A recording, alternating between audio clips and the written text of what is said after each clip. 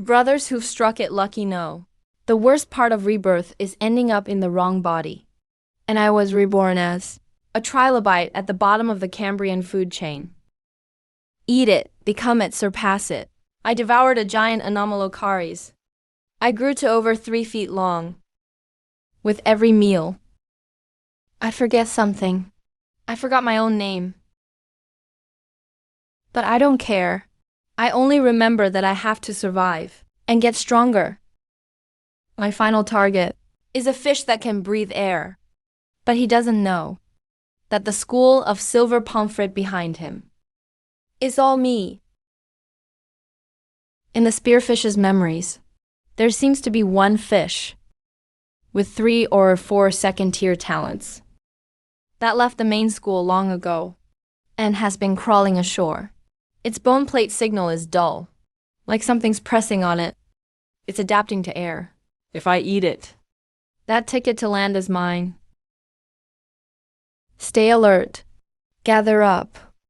It doesn't even broadcast an ID frequency. Pretty arrogant. One step later, and this meal will get away. Don't send my frequency. Send the spearfishes. I remember his ID frequency perfectly. All they'll hear is a spearfish calling its school together.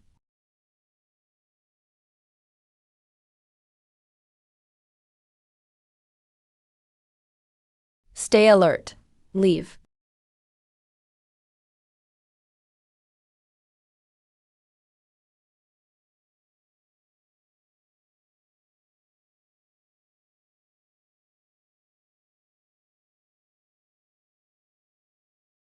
The signal is from an ally. The weapon is an ally's. So why isn't he an ally? That contradiction is too much for his little brain. Then I won't give him time to think.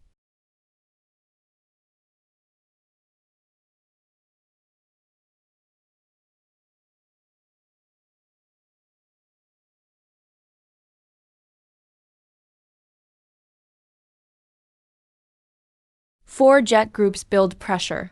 One strike kills them. The school is cut in half. That's the power of my upgrade. My one-man cavalry charge.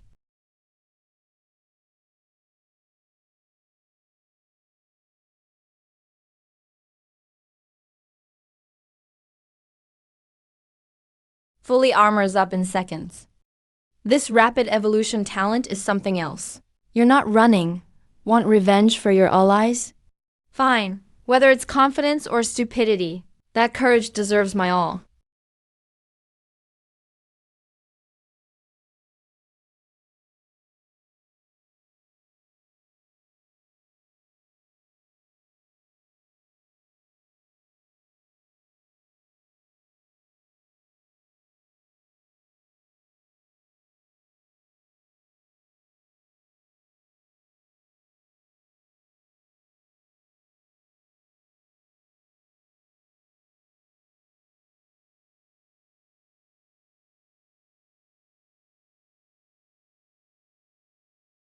Not just gills. This membrane over its gill chamber can filter oxygen from air. A primitive lung membrane. It really is adapting to land. I've got what I need to go ashore. Once I digest this meal, I'll be able to take on the Fish King. But where's the Fish King?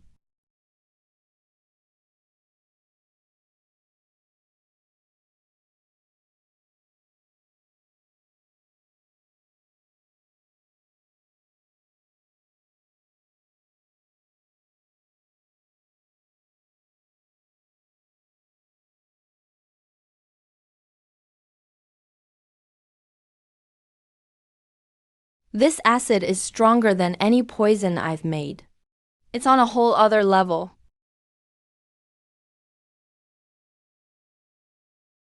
My sonic ether sense is completely blocked. This thing can turn invisible.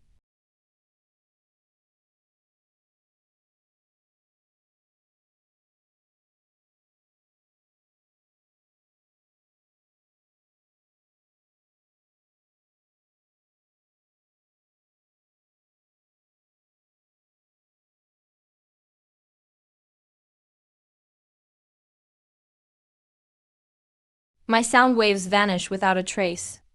Even my clones sense nothing. The sound waves bend around its scales. Those scales block detection. Using sound waves before the ancestor of placoderms?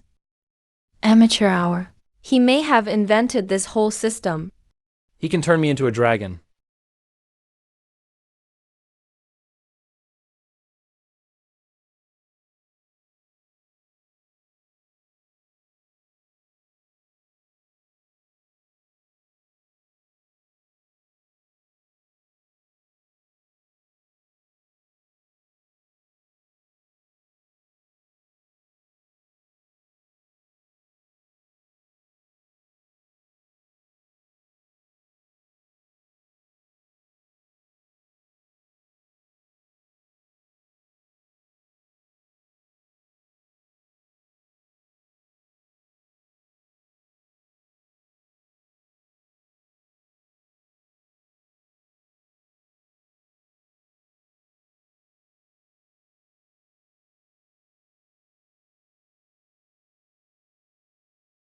No flashy mechanics.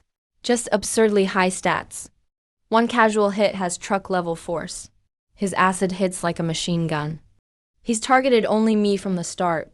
He can tell clones from the real body. I know this charge and behead style. No, this drowsiness is from digesting the landfish. He's been here all along.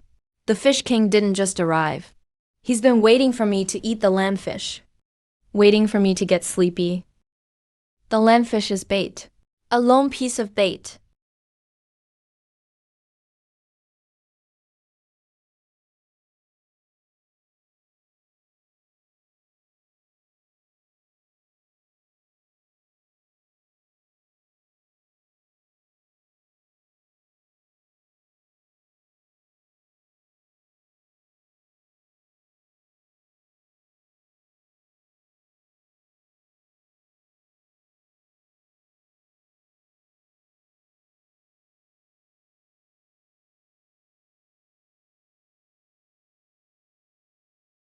I see now. It's not that he didn't bring a school. It's this area attack. No school could stay nearby. He planned to solo me from the start.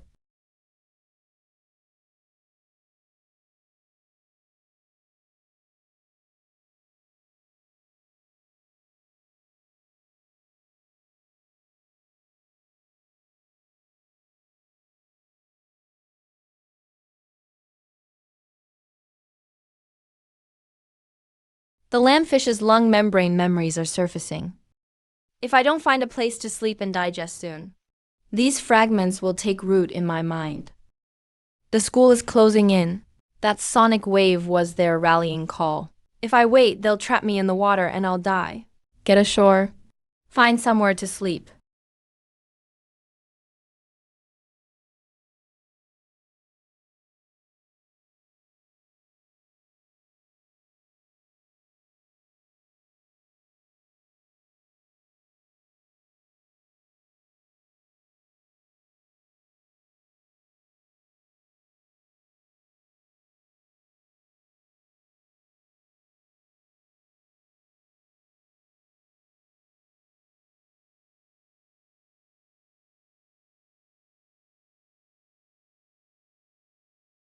The air is dry and thin.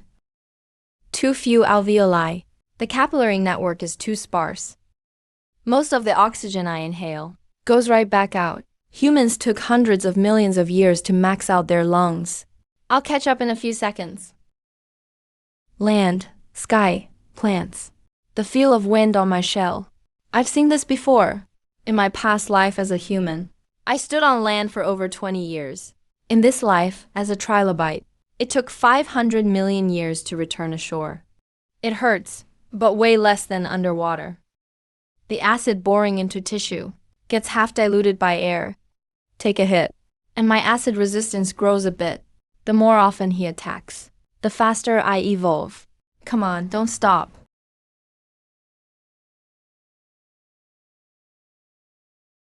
I bet he won't come up. With every breath, that 30-foot body can't move in waist-deep water. A clone slams him from behind. Getting stranded means death. A 30-foot fish king beaten by a beach. He won't risk that.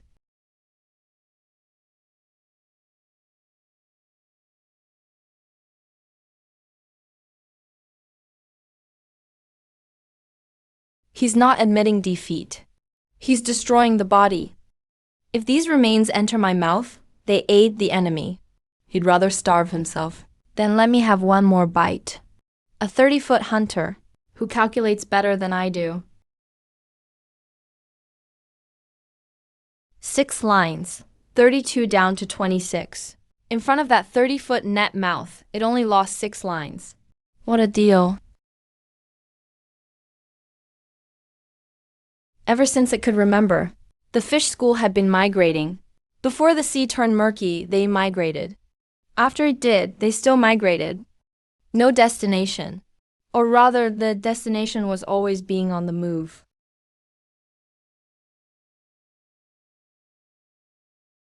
On that migration, many companions never came back.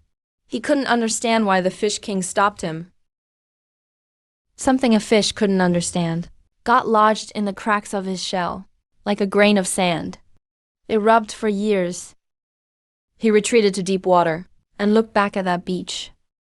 It couldn't get up, but it didn't die.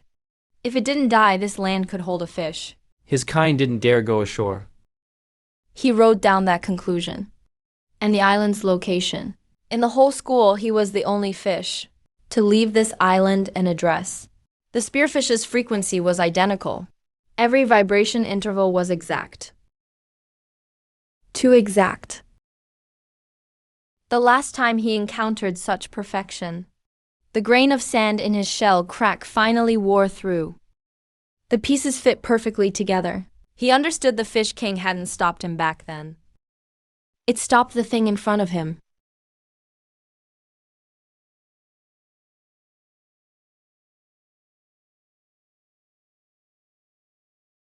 He's back.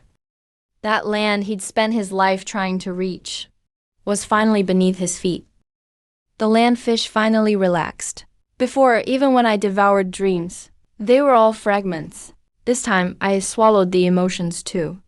From his point of view, I carried my kin's bone blades and broadcast my kin's frequency, a walking corpse of a companion. The fish head is fully digested. The lung membrane structure and talent pathways are fully merged. Beyond the 7 talents, there's a new one. When the environment changes, my body adjusts itself against acid. Potassium, sodium, calcium, magnesium, and acid all adapt for land. Alveoli grow in within seconds. The survival trump card the landfish earned through a lifetime of trial and error is mine now. 41 clones, 56 subconsciousnesses. Between mind transfer and thought splitting, there's a hint of interlocking, a sign that talents are merging. Just a little more. The Fish King hasn't left. Hunters like this are cautious, patient, and calculating. He's likely lurking in nearby waters. Waiting for me to enter the water. Fine, then we'll wait it out. I'll evolve land organs in the meantime.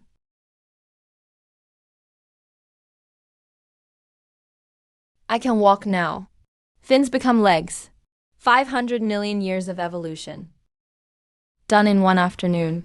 The fibers are rough and dry, like dried seaweed mixed with sand, the kind that isn't soaked through. There are no flowers in this era, no fruit, no seeds. This whole island is a huge platter of free, coarse fiber. It tastes awful, but there's plenty. Stomach walls thicken.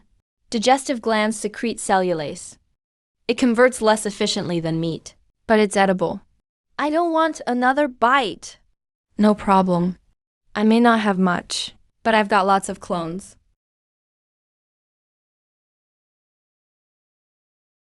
No need for my main body to suffer through this now.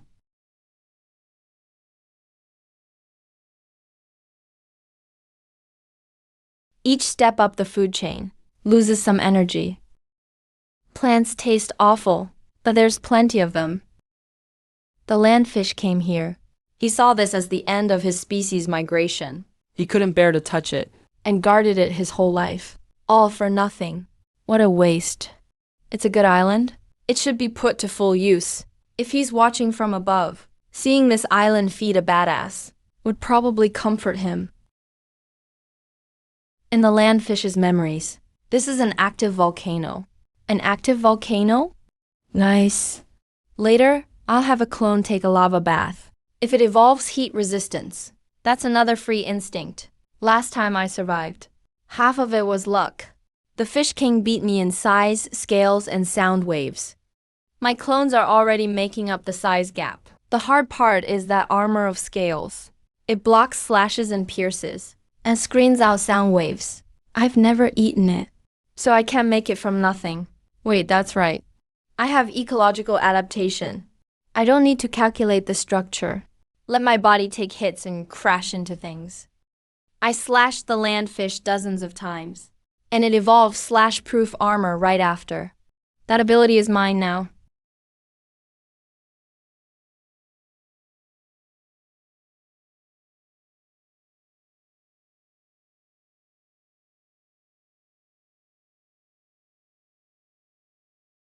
Multi-layered fibers crossed in different directions. The rocks knocked out an armor blueprint for me. One last step. Make the material itself stronger. Wait, lichfish, spearfish, landfish.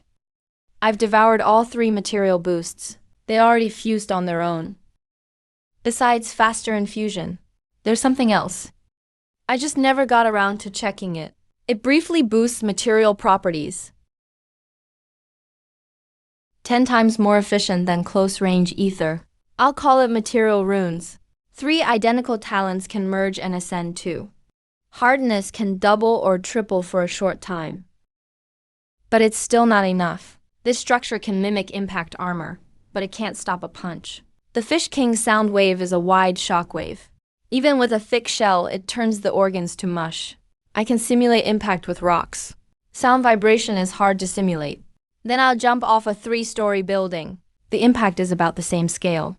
I'll use clones to test fall resistance anyway. If they break, I'll fix them. It's an experiment. With plenty of test subjects, I can afford to be reckless. The shell is intact. The organs are shaken up, exactly like taking a Fish King sound blast. That's it. Train with this.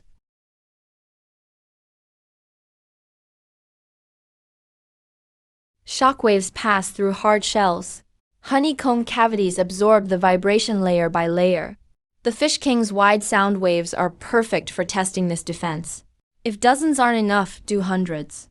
Others temper armor by taking hits. I temper armor by making clones jump off buildings, until I find the best version. Here's the problem. The clone's basic armor isn't hard enough. In battle, I can't outfit dozens of clones one by one. Against the Fish King's steel scales, they're still outclassed. The main body has a solution. The clones don't.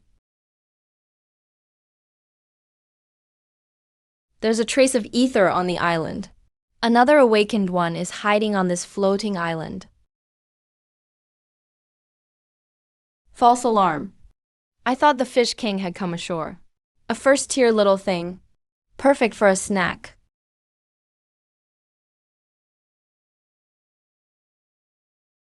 It broke 2 of my teeth. A first-tier creature's shell shouldn't be this hard. There's something special about this thing. Mineral armor. Soaked by the volcano, it forced the minerals from the hot spring onto its body. That trick's worth half an orange grove. I was worried my clone's armor wasn't hard enough, and the answer came right to me. Possession complete in 1 minute.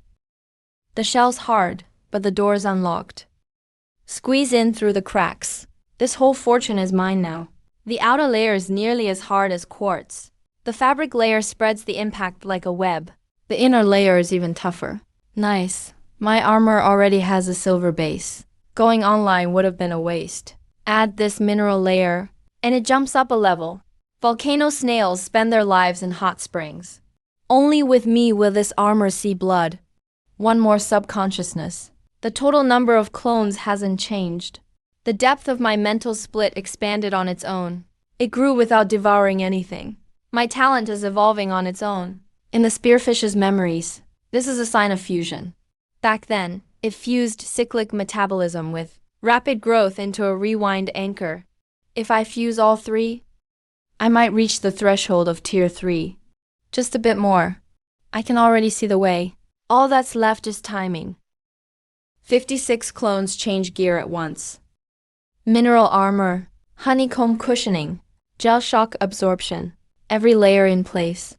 Once this full upgrade is done, the whole army's power will soar.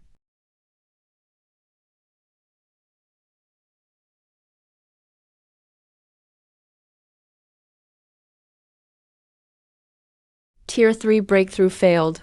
The 9-meter Fish King's reserves still weren't enough. It too was stopped at that threshold.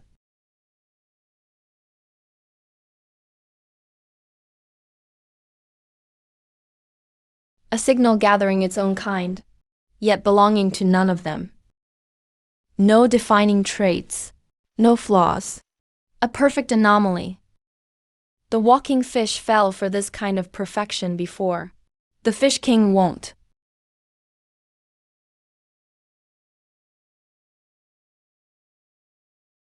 Stay alert, move. Take half a step more. And the 3 talents will fuse into one new skill. But it's just that tiny bit short. A tiny gap can be a chasm. A threshold even the Fish King's 9-meter reserves couldn't break. Why would it make an exception for me?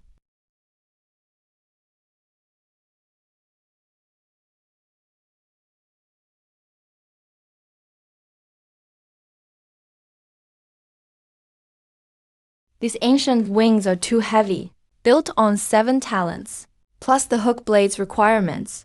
Unfolding at high speed underwater means 2 3-meter-long slashing blades. The Fish King's scales should test the new blades. Everything for the Fish King is ready. The only cost is ether. Most of it fed the clones. But I'll settle this debt before I go. Failed to reach Tier 3. He saw through my signal again. He knew he couldn't win. So he took the whole clan and fled. A 9-meter hunter. Even his escape is admirably decisive. Too bad I won't let him go. Since the day I woke on the Devonian seafloor, these white-spotted fish have chased and bitten me. I hid from him, tricked him, stole his talents, ate his kin. Now it's my turn. This 500 million year debt gets settled today.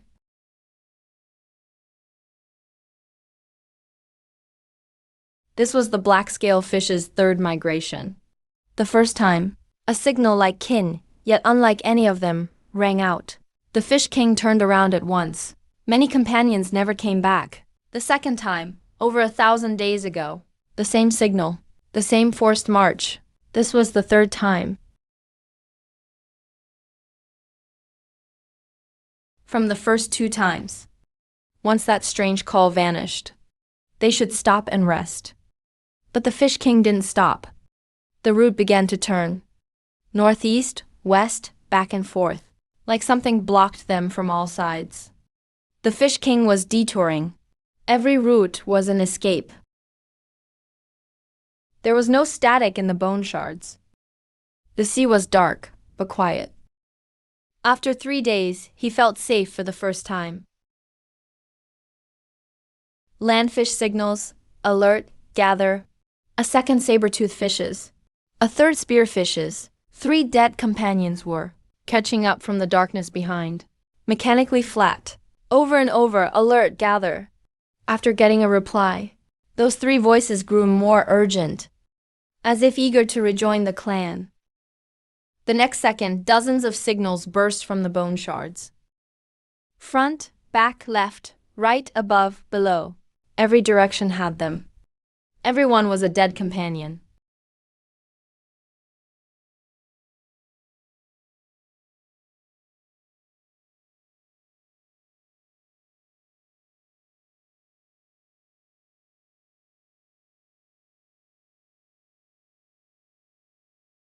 At the end of the sound waves was a huge twisted shape, following the school's replies, bounding over in delight.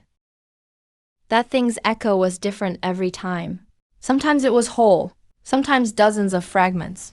One shadow's bone blade looked like a saber-toothed fish's.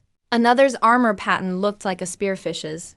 Every part was familiar, but together, unrecognizable.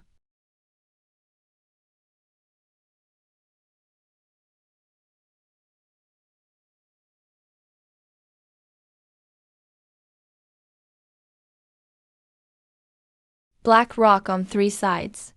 Undercurrents swirled. Not one escape route they knew. After running 3 days, we should be there. This time, no picking off stragglers. I'll take the whole school. Last time we met, I could only flee island to island. This time I brought my 7.5-meter main body. Over 60 clones. 2 hearts. He brought his entire clan too. Good, no one has regrets now. His eyes now look just like mine. He's waited a long time for this fight too.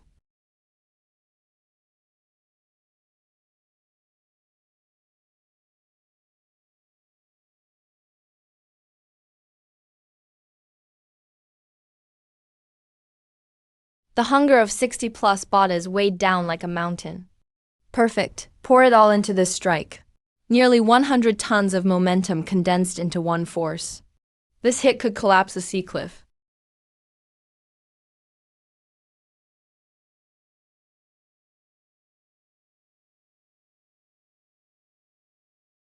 Come on, let's settle this.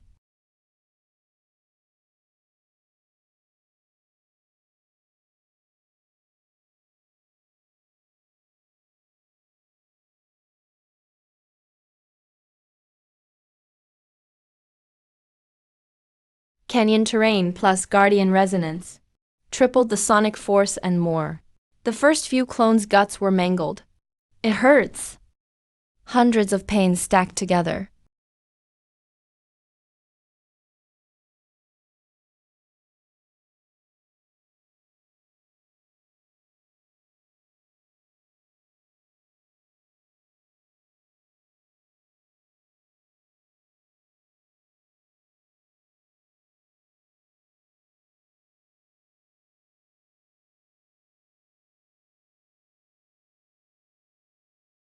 The 40-meter Fish King's black scales shattered inch by inch.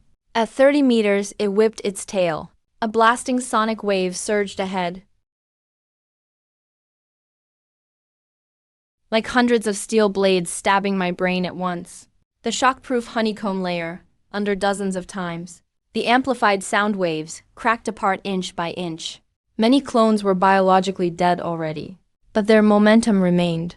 Even corpses kept charging forward.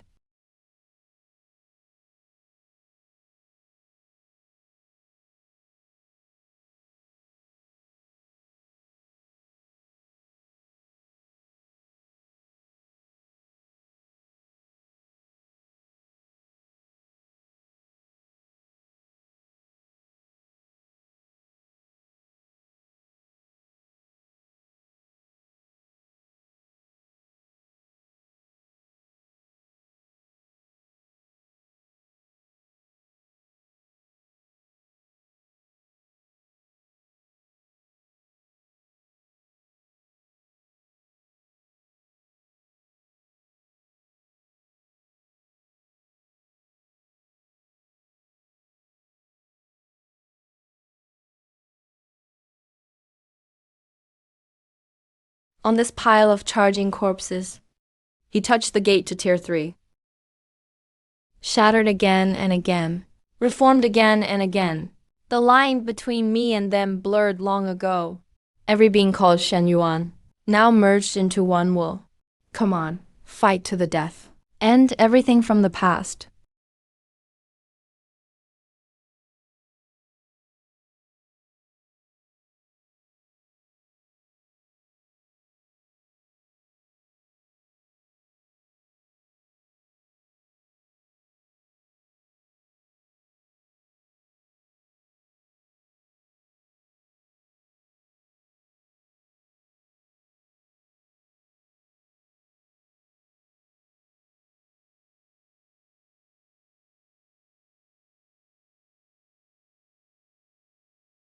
At the final moment, The Fish King used its new bone horns and body to forcibly twist the sonic wave's path, deflecting every killing blow to the other side, shielding its weak kin behind it.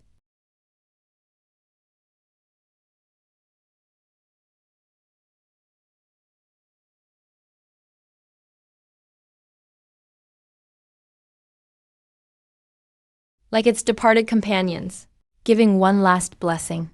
Eyes reborn, blood holes sealed, amber bone shards regrew. The clan pulled his life back from the abyss. That monster with hundreds of eyes seemed buried for good by the leader.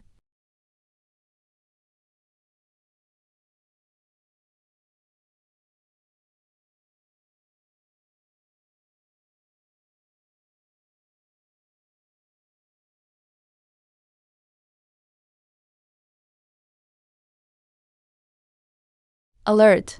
Leave. Leave.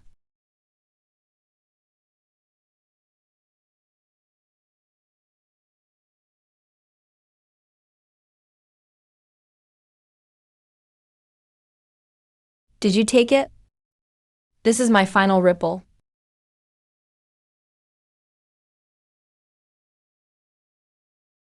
A feast of celebration became hell in 30 seconds. Every kin member who swallowed the meat mutated.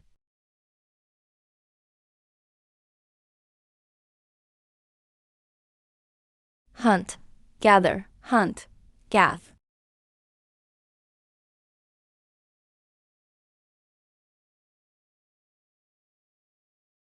The more they kill, the faster it heals. Whatever they protect, the monsters attack. Shen Yuan. This level can't be defended, and they can't be killed.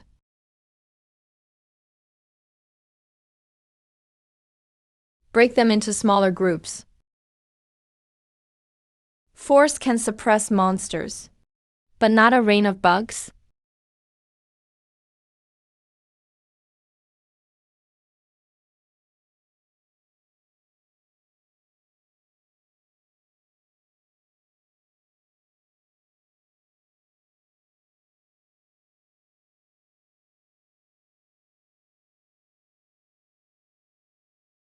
Leave. Gather, then leave.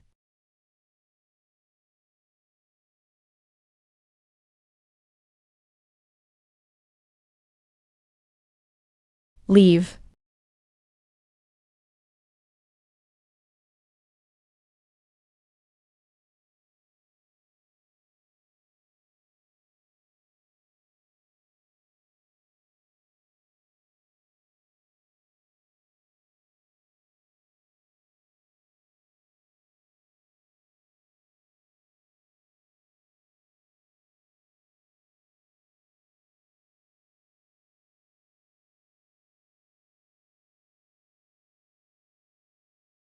Like a final goodbye in life.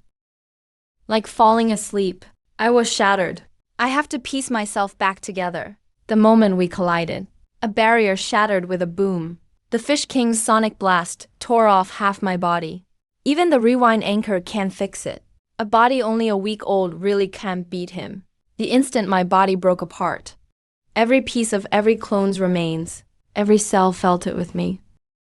The current, the smell of blood, the feel of reefs, the pain, all flooded my mind.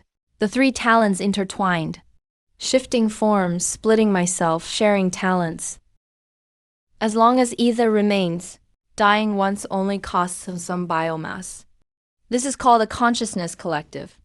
The moment this talon was born, I used the spear on my forehead to send my mind into the Fish King's body. A battle of minds is a battle of memory and self. A species with only 5 words can't resist. A complex mind forged over 10,000 years. The landwalker fish's spear and mental power.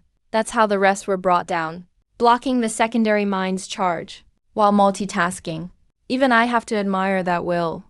Too bad reality doesn't bend to will. He broke through in battle. In the end, he chose to die with me. He buried us both beneath a massive boulder, leaving his own kind behind. He could have escaped by shedding his tail. Having reached the threshold of Tier 3, he might have lived into the next era. The group protects its own. Its own keep the group alive. In a way, he sealed me away. This battle killed 200 or 300 white-spotted fish, plus 1 Tier 2. The ether concentration in Yadi is enough for ordinary creatures to reach Tier 1 after a few gulps of water. Pinned under this massive boulder, ordinary Tier 2s can't get in. The loot isn't going anywhere. Those I let go will be a threat while I sleep. So I'll work a little overtime. Send them down to meet the Fish King. Gather around me. Then the species lives on forever. Sleepers don't get insomnia. The white-spotted fish won't go extinct. I need food to eat. I hope they understand my good intentions. The Consciousness Collective is truly amazing. Wherever my mind goes, every remnant body is me. But it still feels clunky to use, like a tool missing a part. It's not complete. If I gain new talents later, maybe I can develop another effect. The mind fragments left before the foolish king was shattered are hard as stone. I'll have to digest them slowly. The remaining ether fluctuations exceed Tier 2. Some kind of qualitative change occurred. The Fish King's final breakthrough was tied to these horns. Burning life, ether mutation, the power to leap tiers. This may be the threshold for Tier 3. Gather ether at one point. Trigger the mutation. Then spread it through the body. These horns can't work alone. They're a matching piece of gear. I'll have to find out how from the Fish King's memories.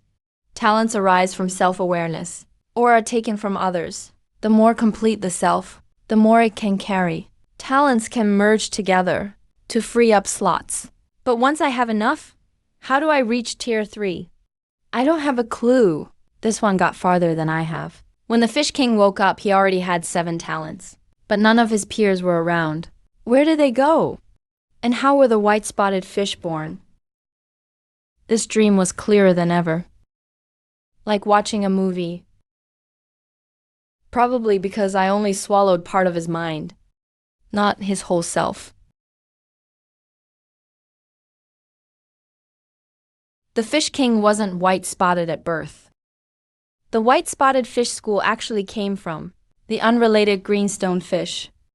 They were shield-skinned fish with no means of attack, at most 3 or 4 meters long.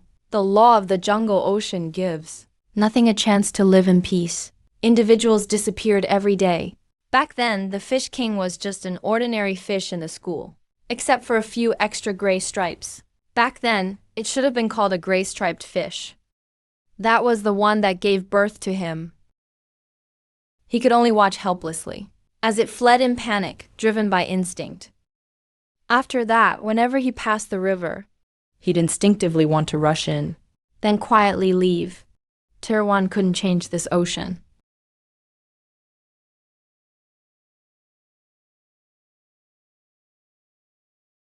He used himself as bait to lure death away from his kind. As his mind grew hazy, he found a cave. The entrance was smooth, and the traces were fresh. A scent like plankton drifted out.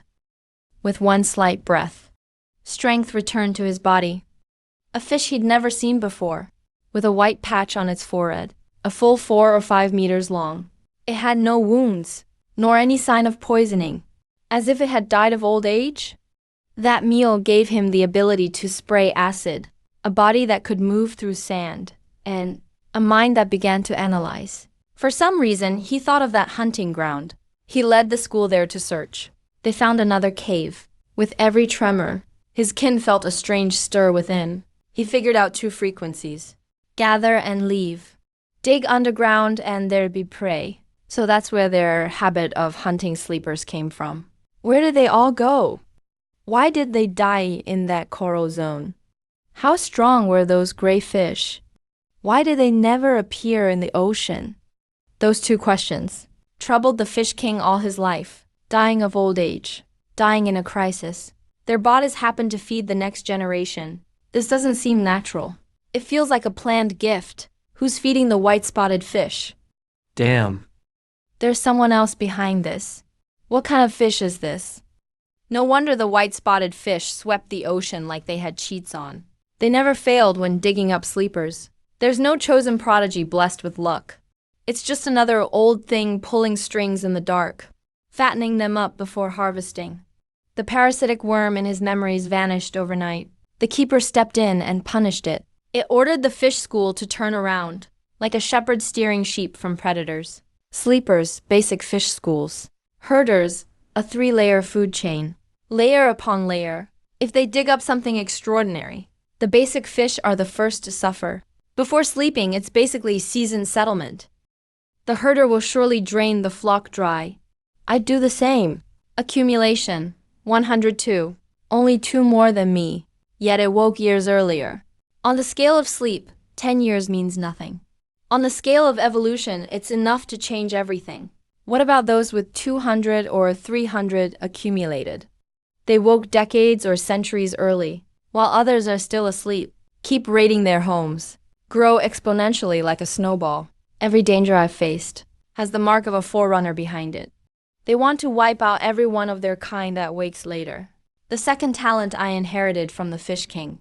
Clear sight. It can see abnormal flows inside an opponent. It sees straight through their body structure. The Fish King used it to pinpoint my real body. It also spotted the spotted fish I'd parasitized at a glance. It can scan underground conditions. They're all God-tier abilities. A talent prototype. The transformation from Tier 1 to Tier 2. Once enough abnormal energy builds up, I can break through while asleep. They use Tier 2 spotted fish corpses as feed, just like I used Tier 1 spotted fish. This rancher has at least a dozen talents. He may even be Tier 3 already. It took over 60 clones to force the Fish King to flee. And this guy has that power alone. In gaming, that's power creep. Devour the Fish King. And I've got my ticket to the next era.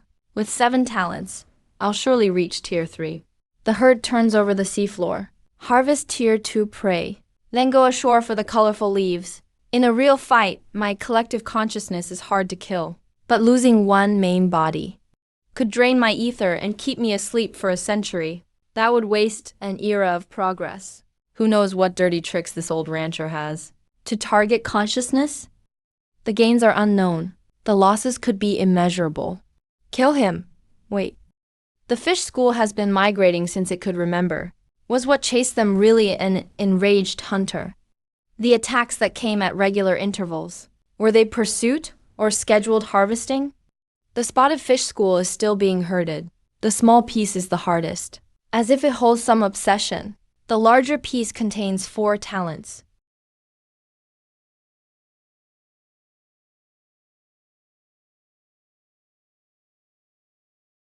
All my doubts, after digesting this one, should finally have answers. Ever since he crawled into that cave near death, he'd been swept into an unknown current beneath the sea. He began to stop thinking, and gave his mind to instinct, as if that meant he could pretend he'd seen nothing. For the first time in his life, he hated his own talent. If he could choose again, he'd rather die among the reefs than enter that cave again. The feeling of being raised is like the shellfish fish leave beside their nests. When the fish school leaves, only crushed shells remain beneath the reef. Another ability has awakened. Aura concealment.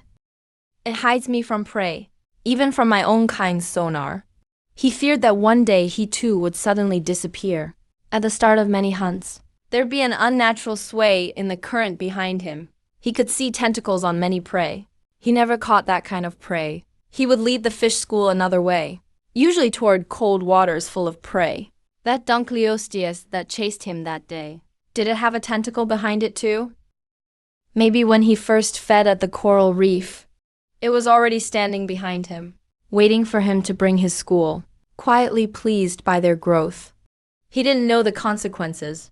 He only knew he couldn't let his own kind become those shattered shells.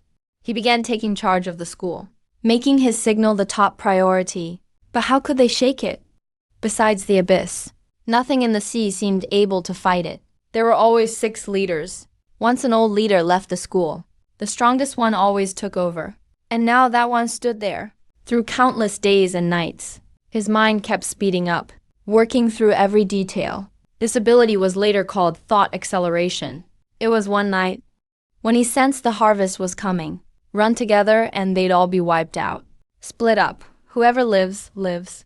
A few stragglers could keep the school alive. It wasn't an escape. He broke up his own school himself. And stayed behind. The herders scheduled harvest. The abyss scattered the school to save its spark. If that was true, then that thing chasing the school every so often. It was my turn now.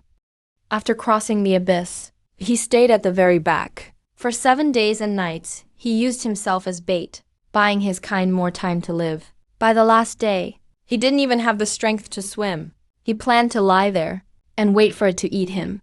Nothing caught up from behind. Everything was unbelievably calm. Thousands of days and nights from home. Half the companions were gone. It finally stopped. Maybe it was safe here. With the ocean this vast. Maybe it had found another flock. After who knows how many days and nights. The school multiplied and grew, stronger than before. It fulfilled all its potential. 7 talents made him king of the school. That night, as the new leader was born, an old leader suddenly vanished. It was a companion who'd left with Tay. Hundreds of voices, Overflowing with joy, rushed toward him. Then all stopped. He finally understood. He had never escaped. The so-called escape only let him keep growing, then fatten up for harvest. After that night, the school migrated again, but it did no good. Whenever the school grew large enough, a leader would mysteriously disappear, over and over again. Through sonar, red water was pooling beneath the rocks. Over a dozen days later, it would erupt. He marked the spot and made his choice. There was no need to run anymore. He'd run enough. Countless days and nights ago, he entered that cave and brought this tragic fate on the school. So he should end it too. The day he prepared to die, the intruder he met was me. Damn, so that desperate move was for the one raising them. I chased after him like mad and ended up getting hit instead, with the canyon echo multiplying it several times. It could shake even my shock absorbers, so hard I couldn't rewind. In a more confined cave, a second tier 7 phase would be crushed to pulp. Turn up the vibration, and it could shake magma loose. But the hall was huge too. The Fish King's experience surpassed the last 3 second-tier white-spotted fish combined. Thought acceleration had merged into the consciousness collective. Clones with brain nerves could work on their own. Next time, I'll have clones digest the fragments and submit a refined report. The main prize was getting the fragments 4 talents. First, concealed presence, clones disguise themselves as normal creatures to approach prey, while the main body hides among the clones, then strikes with a fatal blow. With it, I can perfectly mimic the Fish King. Second, kinetic absorption. Sound waves are kinetic energy too.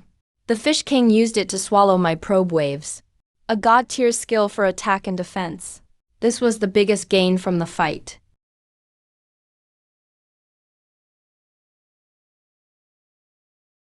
Third, use it to share, and ripen them directly with it. Once ripe, they go in my stomach. No middleman takes a cut. Fourth, material construction. Ether nurtures matter, amplifies sound waves, and directs sound. That's how the Fish King's horns were grown. Holy shit, what a god-tier skill. Give it 1,000 years or so, and I'd be wearing water droplets. With it, these broken horns can be repaired. Stick them on my body, and use them myself. Swap the shock absorbers for fish scales. Optimize the nerves. Beyond close combat, add ranged sonic attacks. 8 talents. Fully merged. The consciousness collective is TO1, 4 phases at its peak. The final talent, life restoration, burns consciousness, taking both sides down. It was also meant for the herder. That obsession still stood in the remains. Anger at failing to beat fate. Compared to that unnameable being, I've eaten fewer white-spotted fish than a fraction of its count. What a damn saint. The herder's harvest season is near. Split into 3 teams. Command team, return to the island. Ambush team, set a trap at the Fish King's volcano cave. Calculate the eruption time. When the ash rises, my traces vanish forever. Disguise team, repair the Fish King. Differentiate white-spotted fish. Recreate the school. If you meet the herder, stall him first. Pretend his fish are still alive. And the black-scaled fish, the only second-tier one alive that has seen me. If the herder eats him, my consciousness transfer will be exposed. He has to die.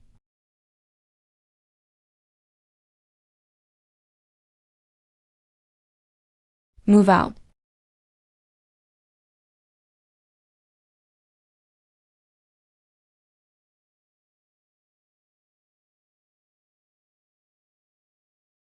Both volcanoes share one magma vein. Water jet propulsion gets us there in an instant. But I'm taking it slow. Stirring up currents would hand the herder a clear lead.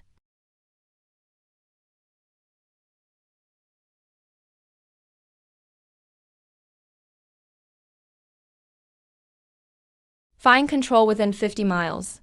Sense locations within 100 miles. The consciousness collective's range is still expanding. Within 100 meters, the main body can transfer in 1 second. Transfer causes ether ripples. Put a clone every 100 meters as a stepping stone. The enemy can only fire blind pulses. Use a fake main body as bait. Hide the real body in the school. They won't keep attacking my real body. Me now. Stat-wise, I'm strong enough to punch through 1,000 white-spotted fish at their peak. The herder has the strength of 800 or 900 to 1,000 units. Let's test it with a 100-ton kinetic blast. Then run after the hit. Build up troops on the island. If that fails, feed him a volcanic eruption. If he doesn't come, wasn't my ultimate move wasted? No, this old bastard loves feints. Stay alert. Don't pull out.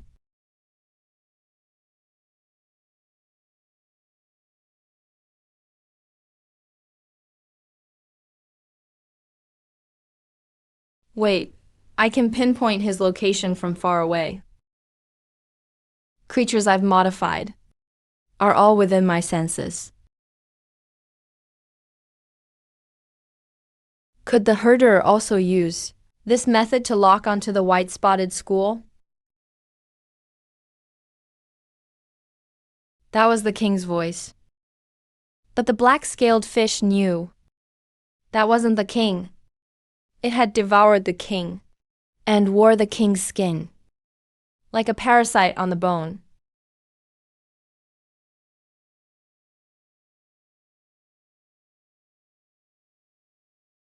I can't let the king down. Most of the clan survived.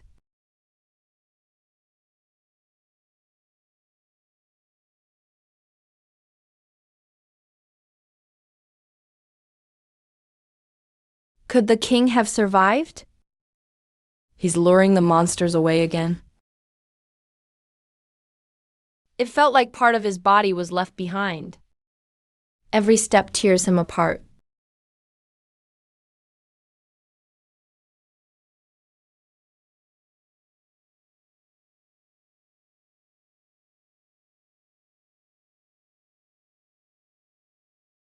This time, he'll fight beside the king.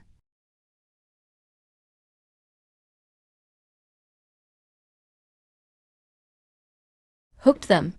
The cleanup crew has little flesh matter. I'll have to outsmart them. The monster is chasing without disguise. Make him confirm it's a monster.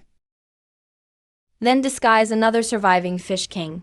Use a dying signal to make him turn back. People always pick the real one between A and B. They ignore option C. A and B are both fake. Given Blackscale's nature, he'd never let the king fight alone. Holy shit, 2 Blackscales. No way, man. You've got to be kidding. Only the herder could pull off something this lame. He's baiting the Fish King into showing himself, or disguising a fake to bait me. Or maybe both are fake. I'm fishing for you and you're fishing for me. The lines are tangled underwater. Fuck, they're trying to silence us. One of them is real. The real black scale fish got eaten. All my information is exposed. I can't let them meet. Good, they didn't meet. Step 1 worked. Both are real. Black scale fish doesn't have a twin, right? The clone's ether level isn't high enough. Even X-ray vision can't see through that disguise. Either it can hide its tentacles by nature, or it stopped using physical links long ago. A disguised clone can't quickly kill a 5-talent powerhouse. Too far from the main body, Tai transmission will expose me. Right now, they just see me as a school of monster fish. It's not time to reveal myself yet. Plan 1. Flee and buy time. Plan 2. Lure both fish into the volcanic cave. Choose option 2, and 21,000 clones could expose the island's location. Next era, they'll camp my respawn point. Unacceptable. This must end within 100 meters of the main body's site. 200 meters. 500 meters. It doesn't boil under thousands of degrees of water pressure. Just liquid water at a few hundred degrees Celsius. Even the Fish King couldn't reach the bottom, despite ether healing. Volcano-specialized gear. Exploring Volcano Island back then was a solid investment. It can grow in this crappy soil. Tough as hell. It swallowed oil-rich matter. The magma layer below is shaking. By the Fish King's experience, it'll erupt in 2 or 3 days. For future farming, I might as well raise volcano snails. Who could say no to oysters weighing dozens of pounds? What do you mean you found a black-scaled fish? But it's buy one, get one free. What do you mean you can't tell real from fake? It's heading this way. Damn this werewolf game bullshit. I'll blow you up. You like fishing, huh? Go argue with my volcano eruption. Group 1, 17 units. Equip sonic sensors. Find the underground lava flow linked to the other volcano. Group 2, 30 units. Enhance claw blades and acid. Mine molten dolphin tree matter. Group 3, 40 units. Eat every tree on the island. Compress and store it. Group 5, 50 units. Armor the claw blades. Group 6, 1 unit. Swim in crater magma. Build heat resistance. Group 7, 35 units. Specialized little lizards watch the beach. Group 8, 20 units. Eat nuclear fission. Group 9, 4 with brains. Group 10, 1 unit. Watch that useless little bay. Drive it from the pool and smack it dead. Feed back to the main body. Fuck, my CPU is frying. Is this even work for a person? After I kill you, I'll toss you in magma for hot pot. Slice you into fish fillets. Feed the scraps to trilobites. Trap group. Dig tunnels to the underground river. Block the entrance with rocks. Command group. Pile dirt for insulation. Make a few more brains within an hour. Cleanup group. Hunt as you flee. Your near-death state is perfect for the role. Computing doesn't just burn biomass. It really drains my energy too. Kill every threat within a day before the eruption. Split the cleanup group's resources in 2 and we're broke. Every roar reeks of overtime. 3 days from now, I'll still be smiling at clients. Such brotherly love. So endlessly polite. The nicer he is to me, the less sure I am if he's real. Fish King, no. 1 is 30% fish. It's the most realistic one stitched from remains. No. 2 has consciousness fragments. If it locks on by consciousness, then no. 2 is where the Fish King is. But so far, the 2 black-scaled fish have 0 flaws. They followed me right in. Could it be real? Or is it confident enough to tank an eruption? Did we all really evolve since the Cambrian? Both groups are in. Real or fake? The herdsman is already trapped. It doesn't care about a volcano ready to blow. That calm is scarier than any threat. The cavern is big enough. We can stall. Stall until the volcano erupts. Seal the cave entrance. Either way, I won't be the one panicking. The ocean swarms 3 days of biomass keeps piling up. The land swarm stands by, claws ready. If they break through the ocean swarm, then cut through the land swarm. The main consciousness returns to the island bunker within a minute. With yards of rock and huge biomass, keep blasting ice. In a mine battle, submines can self-destruct and charge anytime. Ammo can't keep up with demand. Enough to ram thousands of game geeks to death. The fish is trapped. The blade wires are ready. The herdsman must be waiting for me to slip up too. Hope my caution doesn't spoil your fun, senior.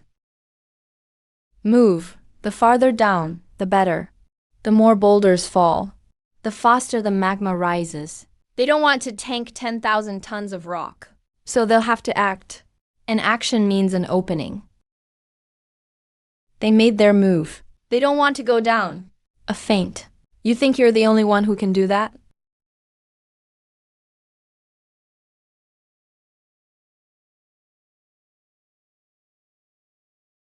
No, 2 looks fake. Or does he want me to think that?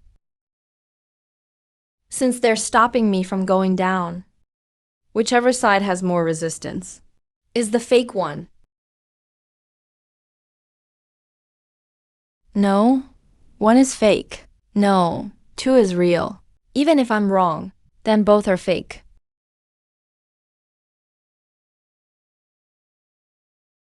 I thought he was about to turn on me. He's even more into the act than I am.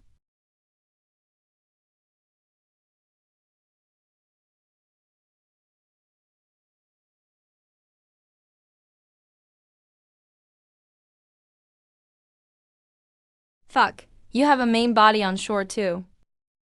They triggered the collapse first. Black-scaled fish, no. 1 is definitely fake.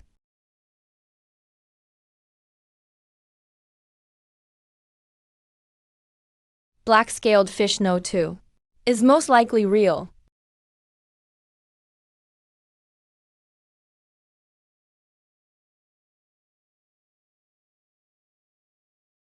Round 1. Path interference. I used real sound pressure to fake a signal. Round 2. Collapse blockade.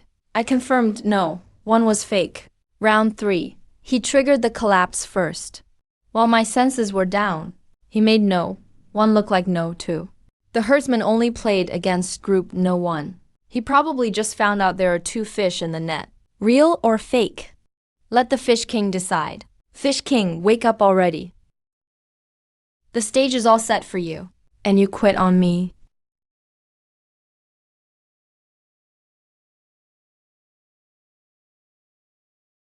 The Fish King isn't in a rush. The herdsman isn't in a rush.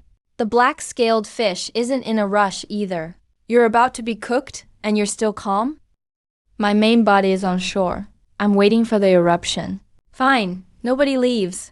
Let's keep acting until it erupts. Whoever heads up gets hit by 1,000 tons. It's 400 degrees. If we stall, these 2 bodies will die before the eruption. The ultimate move you couldn't use. I'll use it for him. Whoever doesn't help is fake.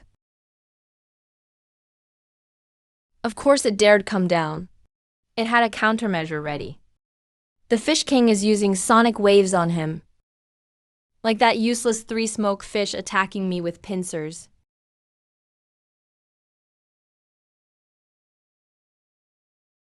What sick taste. Good thing the Fish King is still asleep. This one is real. After it triggered the collapse, it killed the real black-scaled fish too. Then it became another one. It didn't swap real and fake. It just made the same choice I did. Kill all the real ones. Use fakes to fight each other.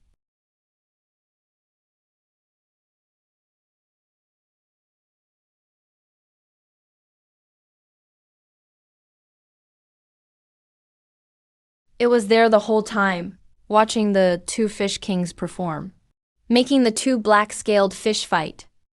Beyond feeding and hunger, there's something more complex. The joy of finding the truth. The ancient ocean could create something like this. Now that you've shown yourself, there's no need to keep acting. What are you? We'll find out after we fight. Sonic resonance. Lock onto the heart's rhythm. Send kinetic force inside and detonate it. I got hit by this sound back in the canyon. The noose was already around my neck then. One clean strike.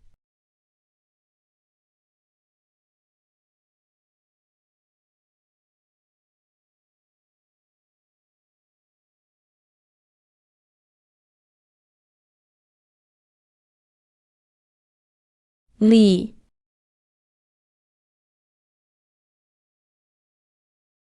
Holy shit, what kind of soul banner is that? It turns prey into talent slots. Extra talents are carried by the prey's consciousness, ready to use any time. One creature stacked over 100 talents. Genius. Why didn't I think of that? It looks like Stargazy pie, but it's damn useful. This method for making 1,000 fish banner goes against heaven's will. You can't handle it. Better give it to me. I'll put it to good use. The glowing patterned fish sank in the cold abyss for a long time. Its flesh and memories slowly faded, like teeth crushing it inch by inch. If it gave up, the pain would end. It almost gave up, but it still had things to do. Its memories were already shattered. Only obsession remained. It forgot its goal. Its kin were in grave danger. They told it to run. But how could it leave them behind? It remembered. It had to defeat the herdsman. On the 17th day after its death, the white-spotted fish king answered its companion's call. At the cost of its burning will, it shattered death in a rush and returned to this world.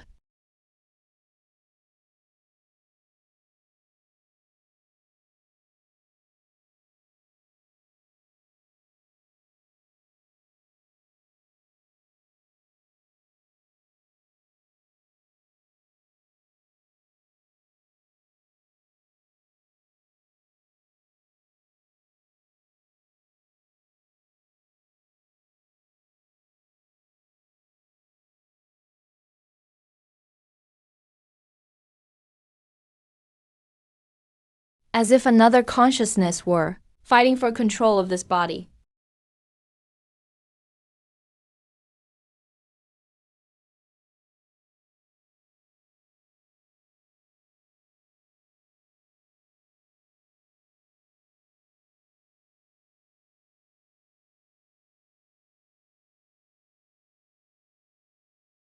Come on.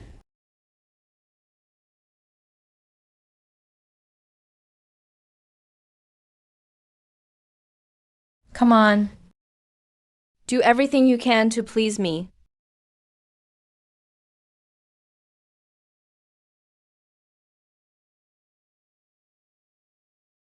Come on. No more thinking or scheming. Fight to the death.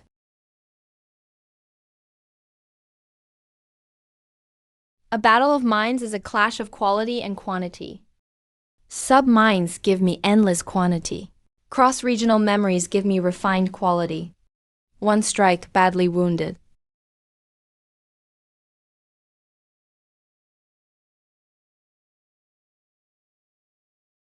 Trying to put me to sleep by mixing our minds. Such a familiar trick.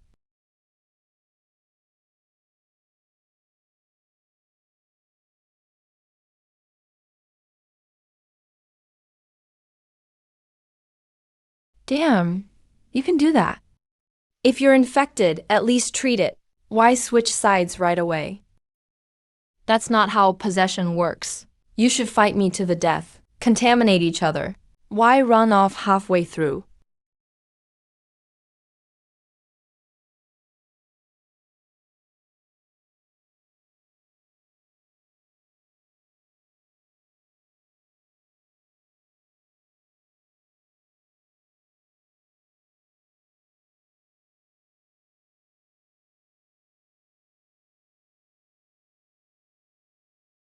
Using half a body and over 10 specimens as stakes, you forced your way through my setup. I didn't know you could fight like that. I underestimated you.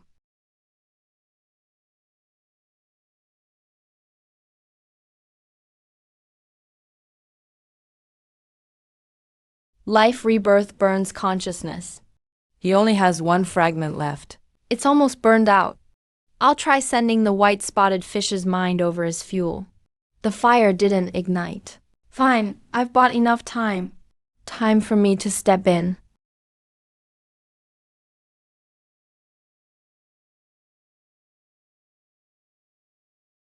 $100 talents in reserve. Only 7 or 8 can be used at once. After the mental injury, only 7 remain. You still have 30 specimens on you. One more possession. And I win. Beneath the boulder, the gray-striped fish couldn't move that rock. One breakthrough in battle. One rebirth from grave wounds. One return from death after breaking through. But before an absolute gap in strength, none of it means anything. Unable to save their puppet comrades. Unable to escape their fate as livestock. Even a last stand is just the enemy's amusement. In the end, I can't do anything. He closed his eyes. If I hadn't entered that cave back then, would the tribe be better off? As a sinner of the tribe, everyone would despise me, right? He let death drag him down, sinking into the abyss.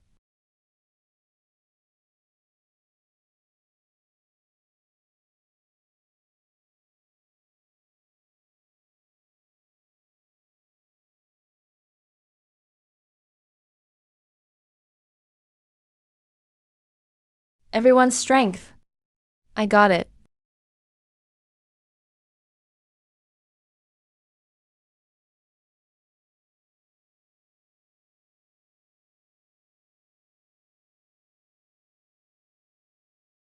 Amazing, truly amazing. I never thought you'd come this far, Fish King.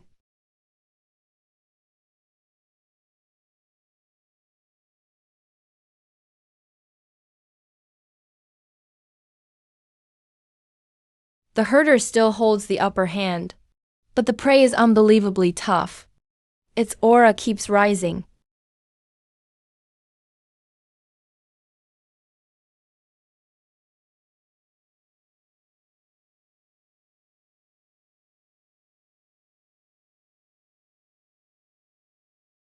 The stolen power is fully absorbed, plus the trap team's build-up. The contest and corrosion are over. Now I'll seal victory with absolute power, and bury both sides in the hell below. Success or failure, survival or death.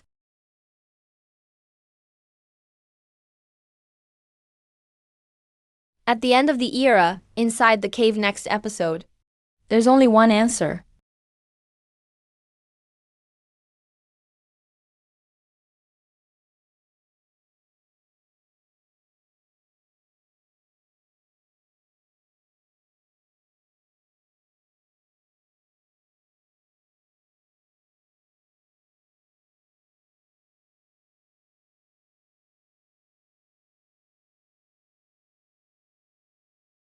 His past reserves still surpass ours.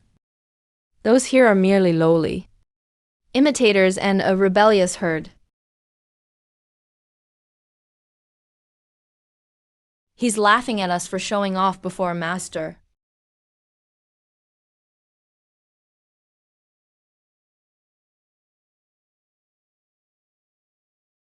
Just one step away. Yet that step is like a vast chasm. When King Yu awakened, he gave him only a strand of Taiyi. He let him leave.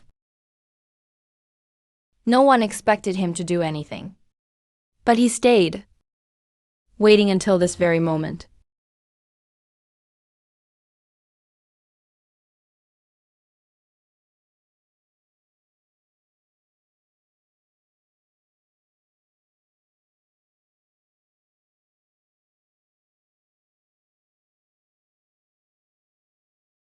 Using his life to tip the deadlocked scales, with one tiny weight. But now, It weighs 1,000 tons.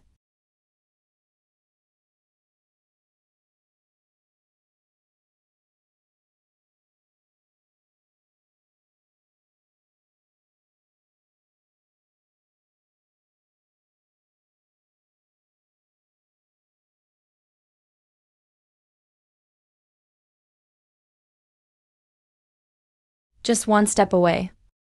Yet that step is like a vast chasm.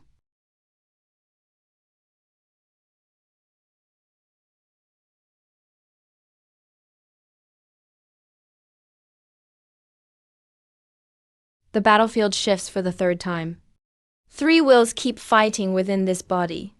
Space can't withstand the clash of three wills.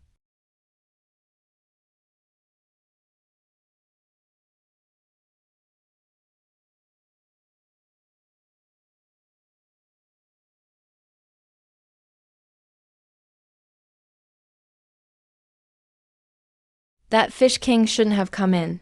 Just leave it all to me. I stir the freezing mud, while snuffing out the blazing fire.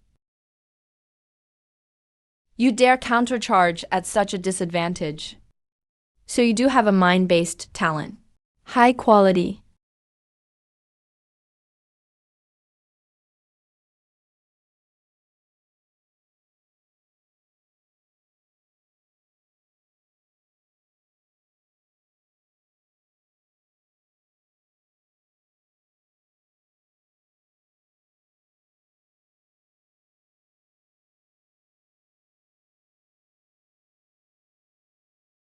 In the end, you used your last trump card.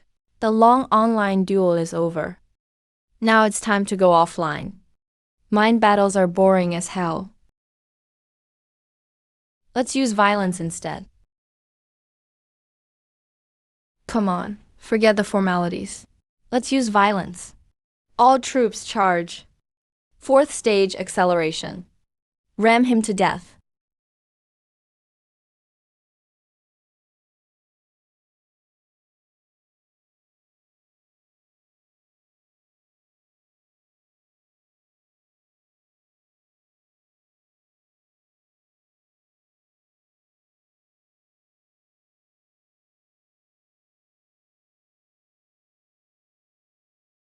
Good, again.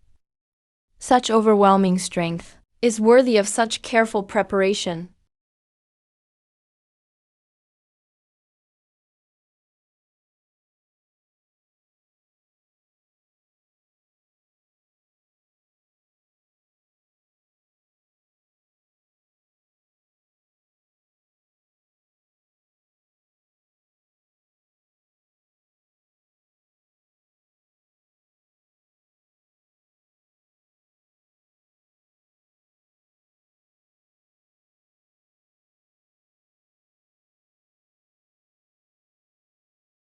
Stay up there, and you'll surely die. Escape into the lava, and he still has a chance. But the chance I gave him is a dead end.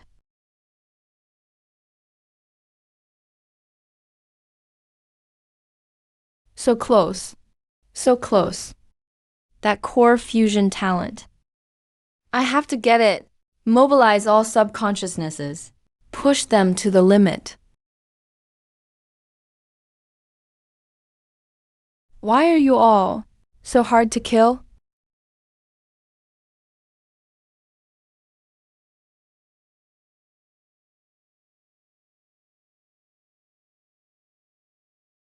So close. So close. I have to get that core fusion talent. Mobilize all subconsciousnesses.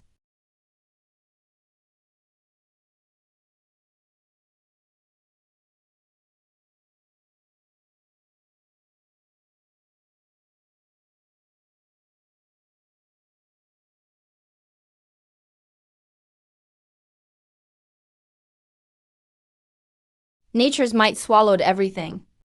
Every defiant struggle. Every destined fate. Along with all traces of the past. Forever buried beneath this abyssal sea.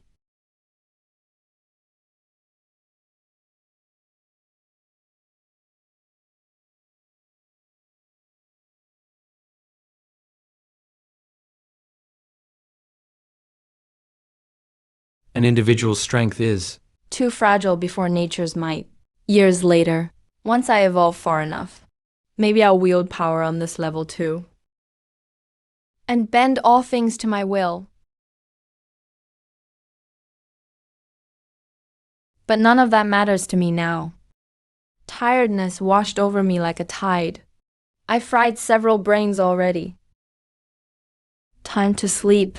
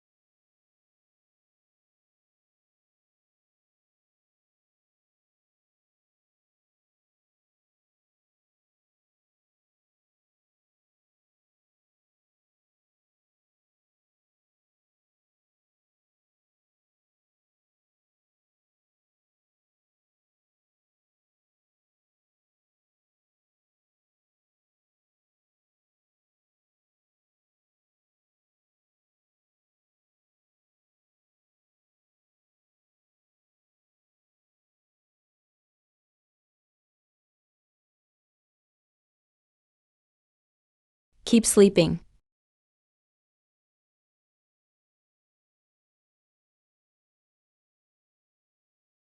I didn't risk myself fighting the shepherd, but the mental drain was unprecedented.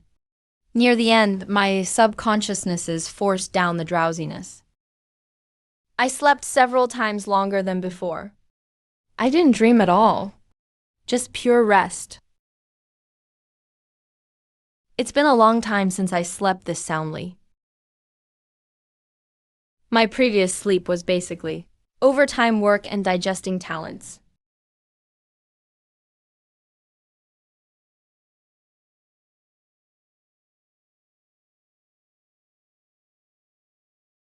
But what really matters is the shepherd's talents and fragments.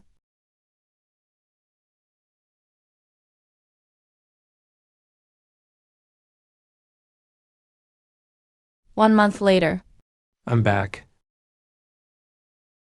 and there's nothing left here. My mind feels empty. Not empty like I have nothing. Like swapping to a new phone with several times the memory. Right after downloading the usual apps. This is a sign of advancing to Tier 3. At Tier 2, once talent slots are full, and enough ether is stored, part of the body undergoes a major change. The more talents you have, the harder it is to build up. That's why I could beat the Fish King.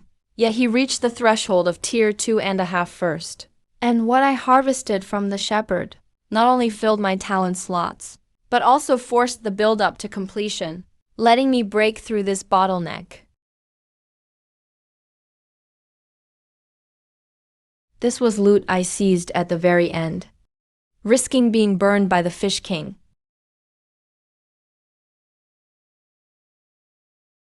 This is the base talent of the 10,000 fish banner, created by the shepherd, with very few limits, even without an edge in consciousness wars.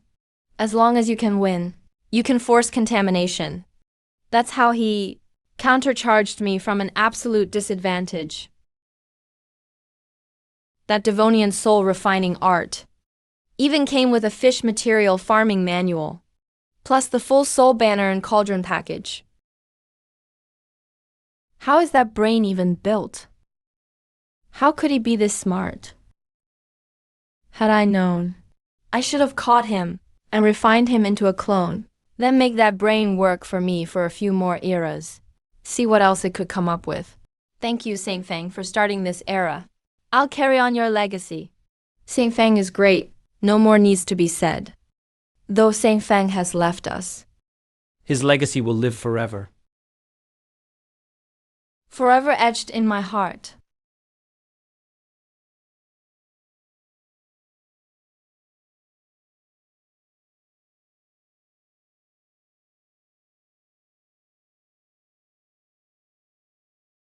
The name and ecological adaptation seem alike, but the principles are totally different.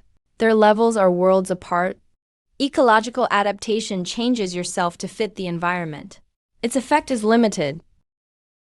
Environmental affinity projects influence outward, making the environment adapt to me instead. Damn, no wonder when he saw that volcanic slope. He didn't hesitate at all. If I had this talent, I'd go down too. It'd just be a bath in lava. It can't burn me to death anyway.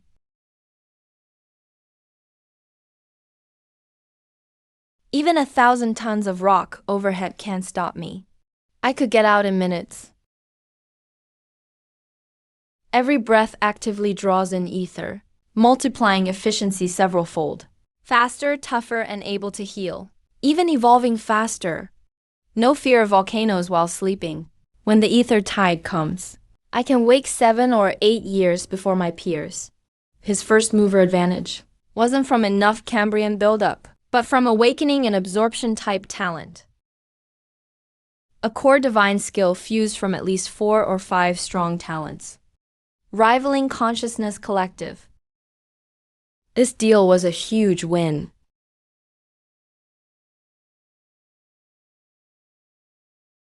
This guy just hoarded everything and piled on materials when he needed them, never bothering to fuse them.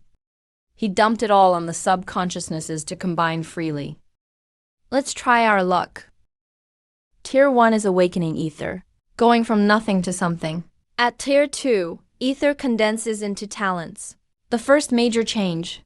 At Tier 3, talents merge with part of the body, the second major change. An organ's change only gets you through the door. Full advancement still requires sleep.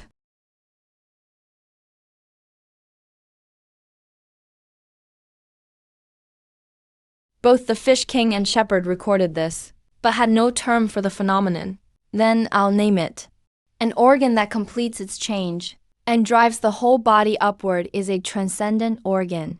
My transcendent organ is my brain, matching consciousness collective. Once formed, it boosts processing power and commands my clone swarm. The Fish King's is his bony horn, matching kinetic absorption. It can guide sound waves precisely and multiply their force. Yet the strongest, the shepherd, has no transcendent organ. A transcendent organ isn't decided by strength. Only after filling talent slots can you advance.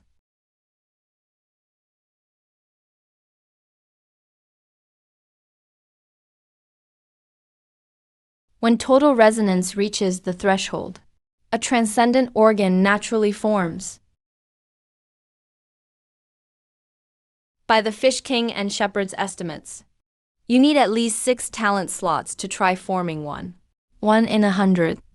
Only the Fish King and the whole white-spotted fish school qualified. A 6th straight attempt will likely fail. Even the Fish King only succeeded with 7 traits. The Shepherd had too many talent swaps. He ruined his talent slots. 8.5 traits got stuck in the middle. Neither here nor there. 8 traits aren't enough, but 9 is too much, and I can't bear to cut one. So, roughly speaking, it's half a case of going berserk. 9 traits should be the limit for Tier 2. In this era, there isn't anything with a mind more complex than mine. Any Tier 3 I meet later is bound to be tough. If the Fish King hadn't realized his time was short and broken through early, he should have gone for 8 brain traits. What a shame. If he'd had 8 traits in that last battle, it might have been more exciting. A supernatural organ isn't just equipment. It's more like an ability etched into your mind. With enough ether, it can burst forth. The Fish King grew horns a second time in the cave. That's proof. Before this era ends, have a clone sleep somewhere far enough away, and finish the Fish King's supernatural organ too. Then, once I reach Tier 3, I'll start with 9 traits and 2 organs. Then raid sleeping Tier 3 South and Snowball. Digging them up myself feels immoral. Better raise some graveyards to dig up, then I can reap away. In plain terms, it means blowing you up If one blast doesn't work, respawn and deal memory damage. There's only progress, no health bar. If I had that, plus the hive mind's immortality. Next era, I could kick other tier 3 south around like balls. It's just a giant suicide truck. A big stick of TNT with a fuse. Burning out is irreplaceable.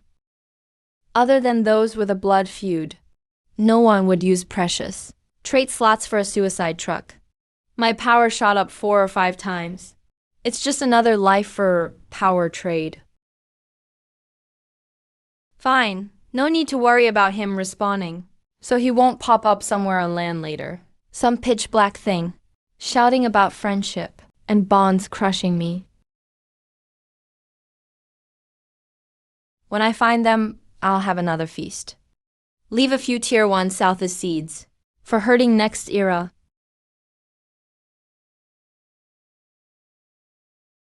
But a complete set was born in my mind. I can recreate it next era.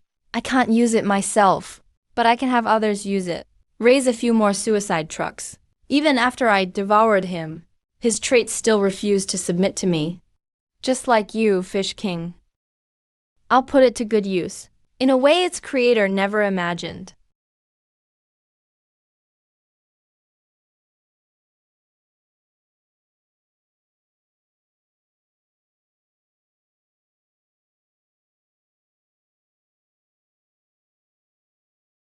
Our first meeting, he used his heart's resonant vibrations to shatter my clone's heart first. His defense was absurd too. The Fish King burned his whole species' will for a desperate blow that barely broke his defense. If the swarm hadn't been massive enough and the lava hadn't washed over his scales, he could have taken a few more hits.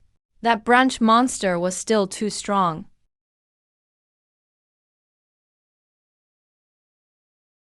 It really was more effective than black scales. The blockmaker developed sonic powers first. The white-spotted fish only learned the basics, using his leftovers against him, and not losing health as a joke.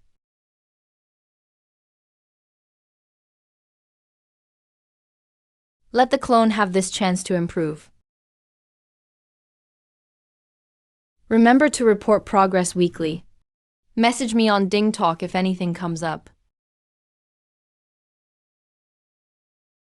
Only 2 fragments were removed from him, and this one seems quite important. Something he remembered alone after all those years. Must be a key moment. Time to dig into it.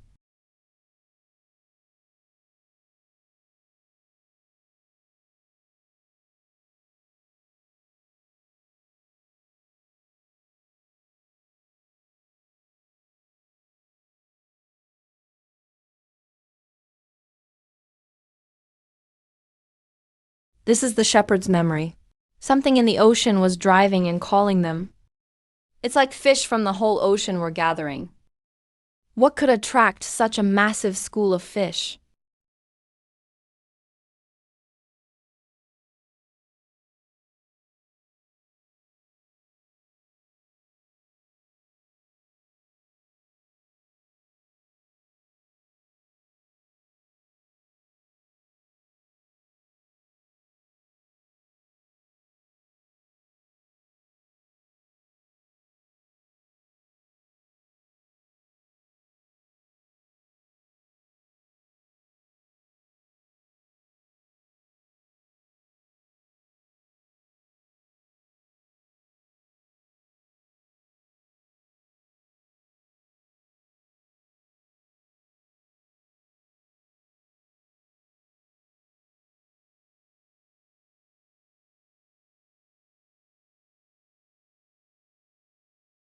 This must be the start of the Mud Zone's ether revival. When eras changed, fish gained an early edge through their jaws. The ancestors woke up, saw the advantage, and immediately gathered their kind. They used sheer numbers to kill the newly awakened Cambrian overlords in the cradle.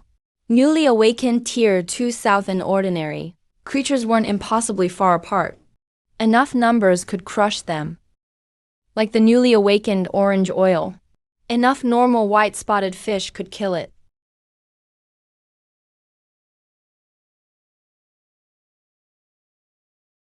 So this is where the initial capital came from? Devouring the sea lion's legacy. That was the shepherd's first pot of gold.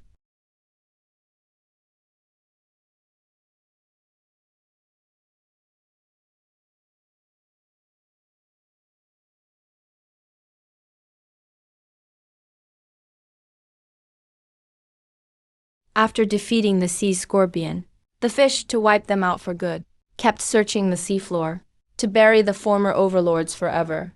Many schools formed hunting habits from this. They evolved to target sleepers. The first white-crowned fish, or rather their prototype, may have been at this stage that they evolved the ability to search underground and were then used by the shepherd. No wonder most sleepers are strange-toothed. I barely saw any Hakesea from the last era, so they'd already been cleaned out. They probably all died then. No matter how much potential a Tier 2 had, before it could level up, it got camped at spawn and suffocated. After working an entire era, they only made a wedding dress for others. Fish caught the last train to kill the old overlords. When everyone's ether level was still low, they turned it around with numbers. Once ether levels rose in the future, the era's overlords would face old Tier 3 South, even Tier 4S. Numbers could hardly overwhelm them anymore. So vertebrate rule became hard to shake. This was the last era bonus. Ether's revival grew stronger each time. The clash between newcomers and the awakened must be the standard opening of divine eras. I wonder if next era, a challenger will take the stage. I missed the era bonus. If I'd woken a little earlier, maybe I could have snatched a leg to eat. But if I'd appeared as a Trilobite, both sides might have beaten me up and farmed me like a health pack. I'd have died even faster. But I could blend a clone into the fish schools. After they finished fighting, I'd snatch a leg and complete my initial capital. Why struggle to the death later? The youngsters are still useless. They didn't crush the fish and seize this era's supremacy.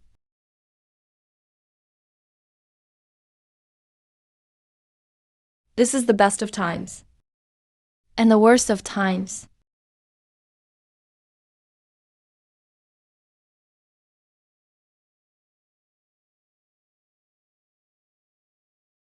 The herding and harvesting went on for countless days and nights.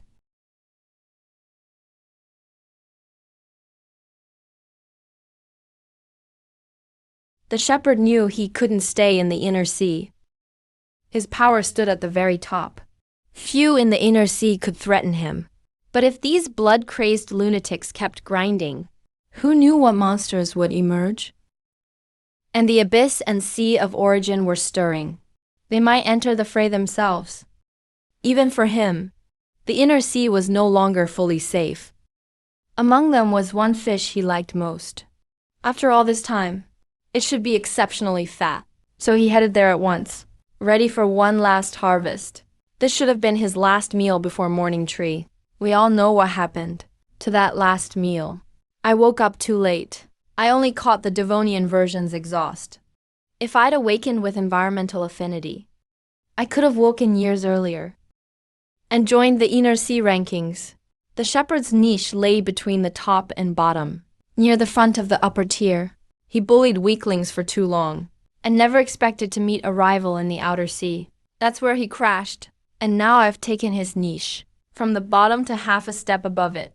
Shrinking my throat was clearly right. I've mastered speedrunning. My place is the middle of nowhere. Nowhere near the core region.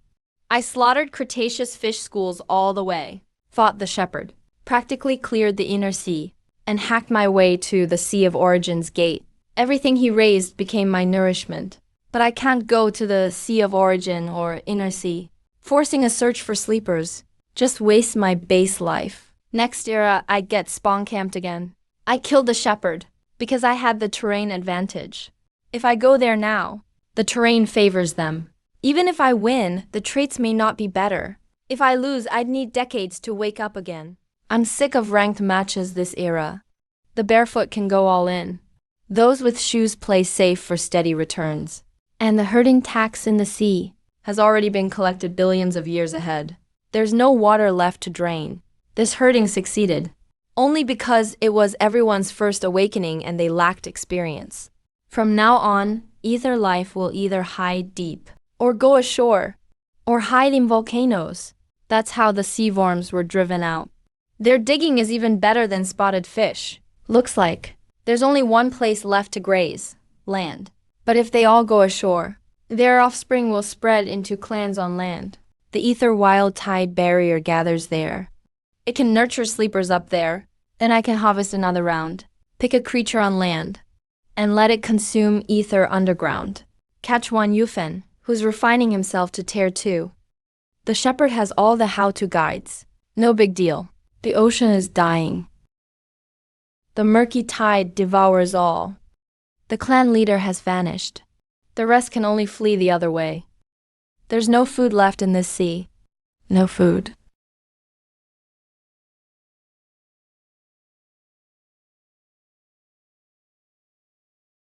Good. No Air Force today. And it's a different tier. Looks like not every different tier being can sleep. Season rewards are damn good. I stretched my clones out for thousands of miles, slaughtering fish schools along the way. Then I hauled them all onto the island. A few with 3 or 4 talents broke in and were captured alive. The rare talents I drew gave me great insight. That old inner sea hand fled fast. I can only invite his few hundred kin to settle on the island. Volcano Island has no shortage of meat. But meat and plants aren't the same. These hundreds of tons of meat are enough for the next plan. When I wake next era, I can quickly raise an army.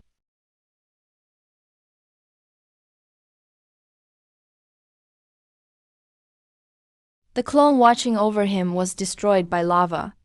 He survived by hiding in the riverbed and eating grass. I thought, how is he not dead? Maybe he's got something special. Turns out these trash just breed once they're full. When I cut off food, this loser led them to eat grass and green plankton. The rest just buried themselves in mud to slow their metabolism.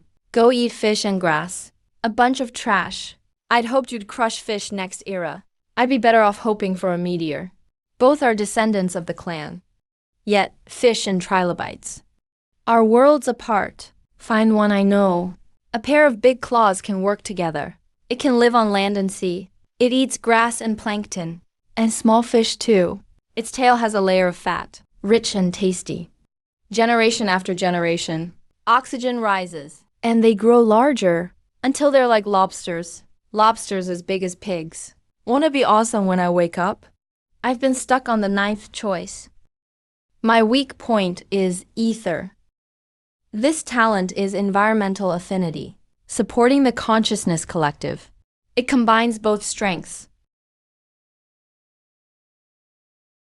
Within environmental affinity's range, one encounter is enough for low tiers. No wonder it's the ultimate talent I made by burning over 10 brains. It fills the last half gap. As for leaving a legacy to my descendants, I can finally take the last step. I've gone to such lengths. Surely I won't let them down. These aren't real creatures. They're living clones made on purpose. Other than having no consciousness, their bodies are almost identical to real life. Once the ether solution soaks in, they'll have a real use.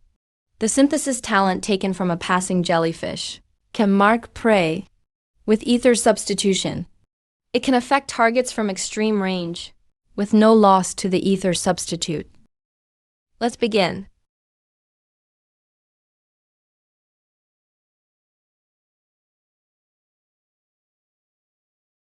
Good. It works even from far away. Advance to Tier 3. The legacy can spread for 1,000 miles. There must be all kinds of species, so my descendants can eat a balanced diet. I'll leave these talents as opportunities for them. That also counts as making a small contribution to ocean life. I hope when I wake up, they'll understand my hard work and give me some reward. Descendants who gain the legacy can use it to excavate sleepers and grow their clans. Sleepers who wake first can also claim the legacy and inherit Imo, not centered on the island, but on the cold sea 600 miles east. When I wake, the clones will be anchors, like a huge net, surrounding this area. Go, seek it out. I've left everything from this age there. Dozens of meters of granite and a meter-thick shell. An egg-shaped impact-dispersing structure, combined with environmental affinity, is enough to withstand volcanic lava. With defenses like this, even late Tier 2 spotted fish can't harm it on land. Don't put all your eggs in one basket. There are similar nests at the island's four corners. It's time to sleep.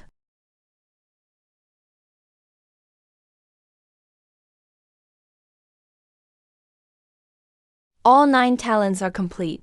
Using the consciousness collective as an anchor, they show signs of merging into one.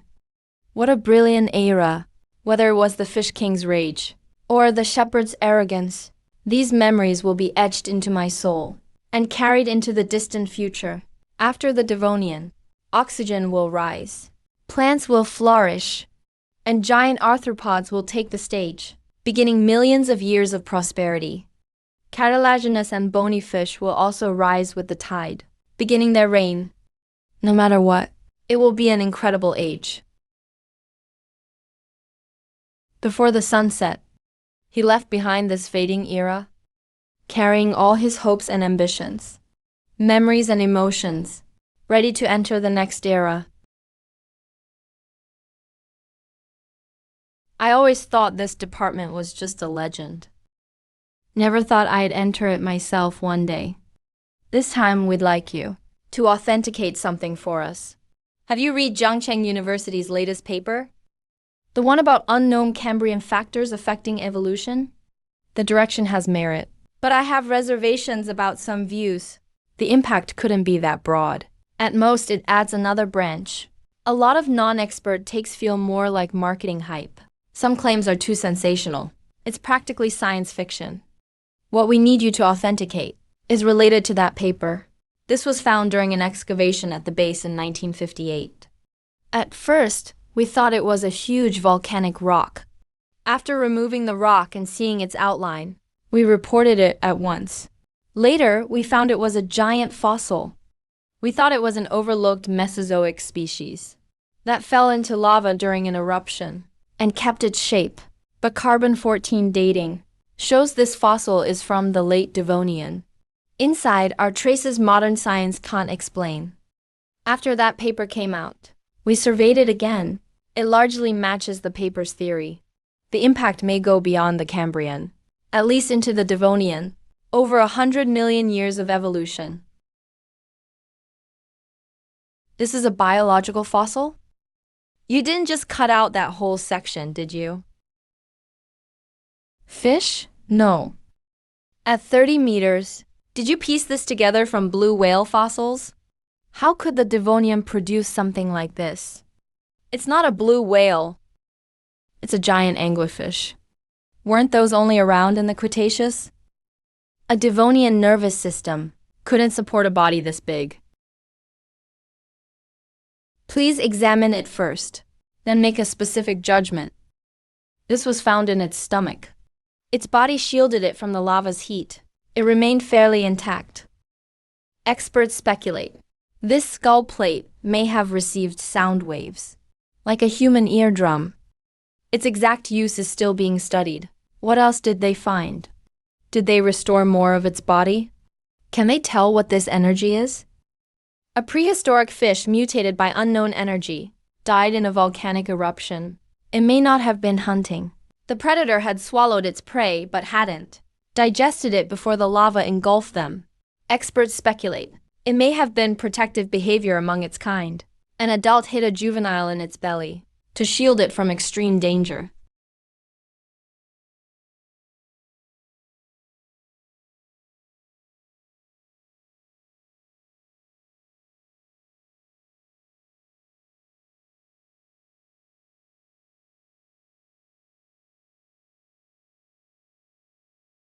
From then on, insects truly took the stage on this planet. becoming the undisputed stars of their age. But this was only the beginning.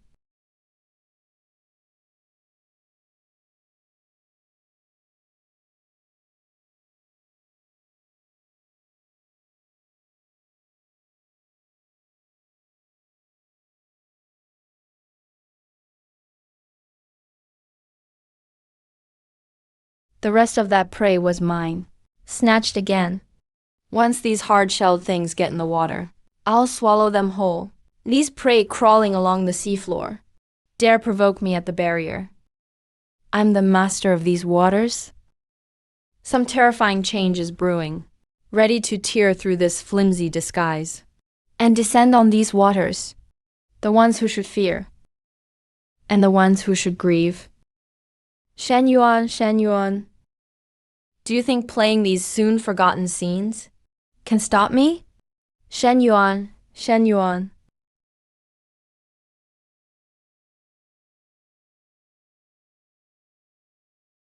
If you kept sleeping, maybe you'd return to your companions, back to your own kind. Maybe that would be best.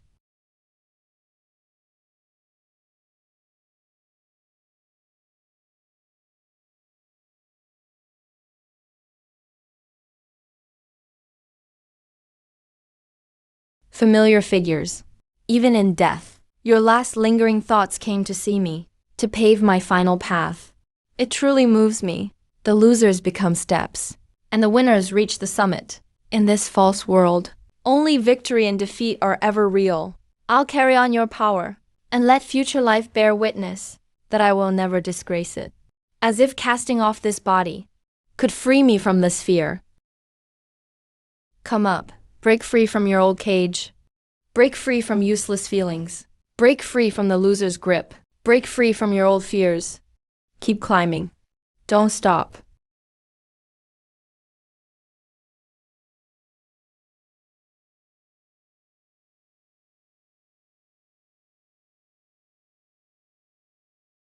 Hunger. Hunger like never before. It craves more than just matter, but also ether. A craving for all energy. 100, 1,000 times stronger. If I used to be just a cup, now I'm at least a bucket. Pour a cup of water into a bucket, and it makes only a thin layer. It was all set the moment I accepted fate's gift. It was already destined. Not only did it not grow larger, it actually shrank during the mating season.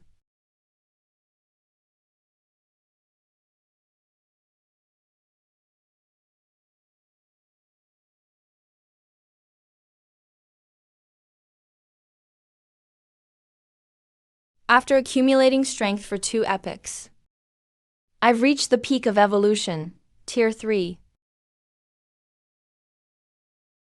At the very start of the 3rd epoch, I achieved this.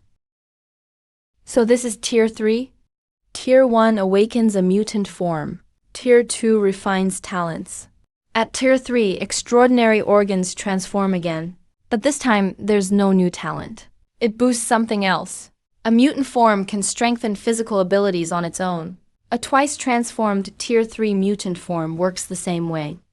It's just a bit different from Tier 2.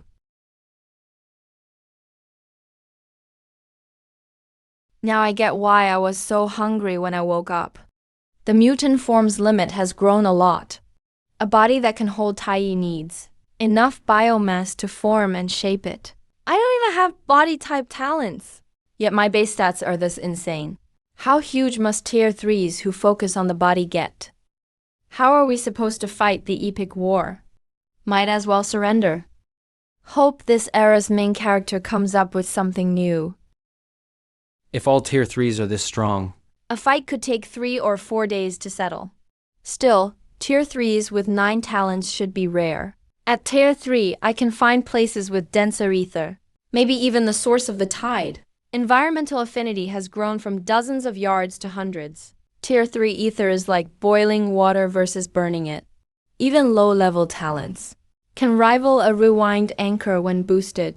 My old memories take up only a small corner. A huge amount of processing power is waiting. I can sync anchors with subconsciousnesses, or use it just for thinking. When I run into large-scale group battles again, I can just have the subconsciousnesses report in. No more frying my brain. I can now control over 3,000 clones. I'm fighting the Shepherd now, even using only Tier 2 ether. I can spin it like a top with clone microcontrol alone.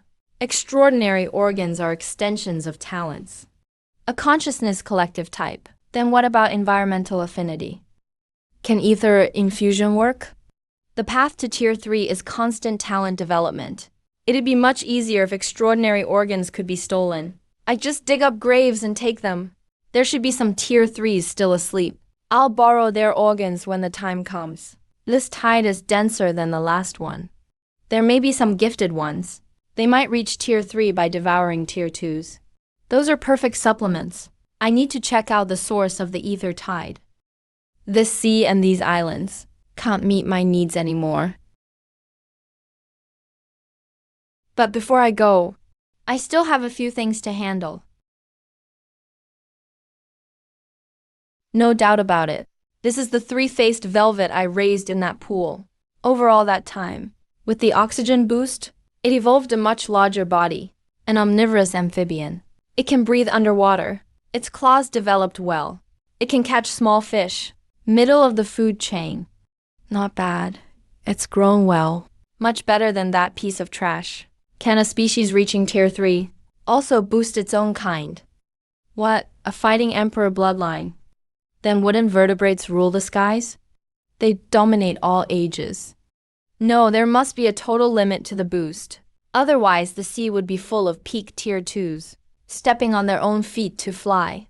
An entire species at Tier 3 in one epoch. Might as well surrender now. Ether abundance was only used on trilobites by me. This talent uses bloodlines as a medium. It only works on the same species. I should have noticed sooner. Too bad trilobites are a pretty weak species. But that's fine. Capture them and study them slowly. Maybe through bloodlines I can trade for a more advanced way to harvest. Why are there so few? Whatever, as long as they can evolve. They're better than your useless ancestors. They deserve a reward. With one toss of this, I can produce 4 or 5 Tier 2s. The failed ones become feed for the successful ones. At least they're helping the species. Right. Where's that useless one? While I was feeding unconsciously. If it had shifted even a little, that useless little brat would have been a snack. But he's completely fine. That's some ridiculous luck. What talent is that, exactly? Bring him along. The livestock business needs to expand anyway. I can study bloodline links and use him as fry to refresh the gene pool. I can give orders directly through bloodline links. Once their numbers grow, I can have them do what clones can't. Right, where are the Fish King's bone horns? They should have finished evolving by now. It unearthed an ancient worm and led its kind to rise. It sensed danger and forcibly resisted the brand's influence. Then it led its kin away. Not bad. A true heir of mine. It just has a pair of similar horns. I don't see much of an old friend's shadow in it. Either way, thanks for nurturing it all these years. I'll grant you a fortune. The ancient horns should stay with him a while longer. I have too much to carry. My main body alone is too cumbersome. I happen to need a carrier. It can nurture my extraordinary organs and volunteer as my ride. Since you're already here, you can carry my things too. Since you're so thoughtful, I'll give you a chance to ascend onto land. Everything should be ready today. Time to explore the source of the ether tide.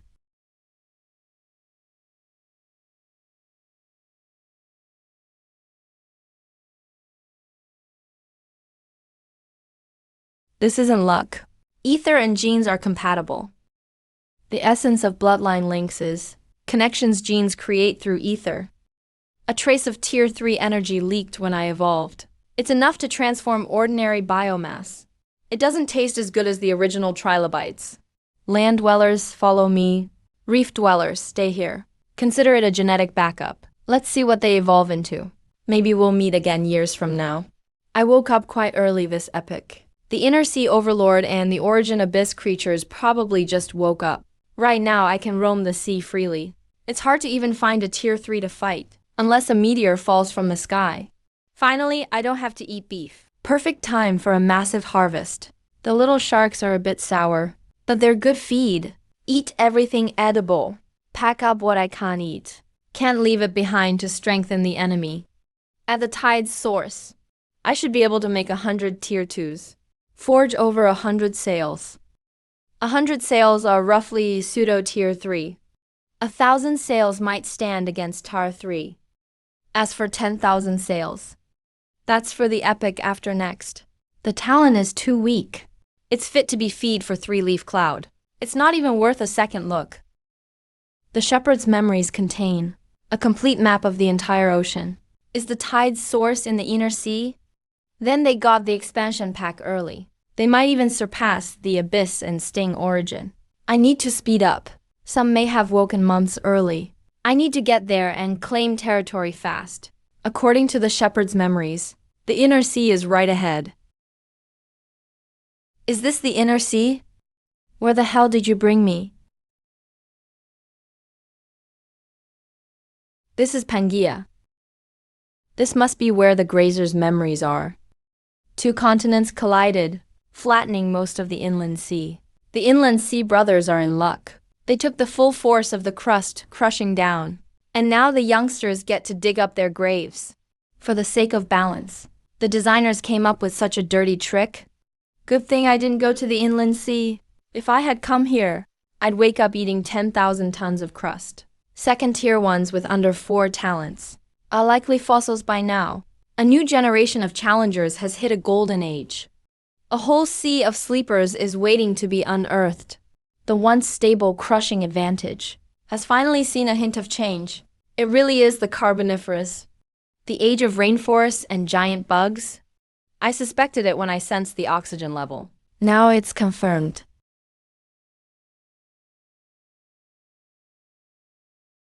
Before forests bred over millions of years, any one creature seems tiny.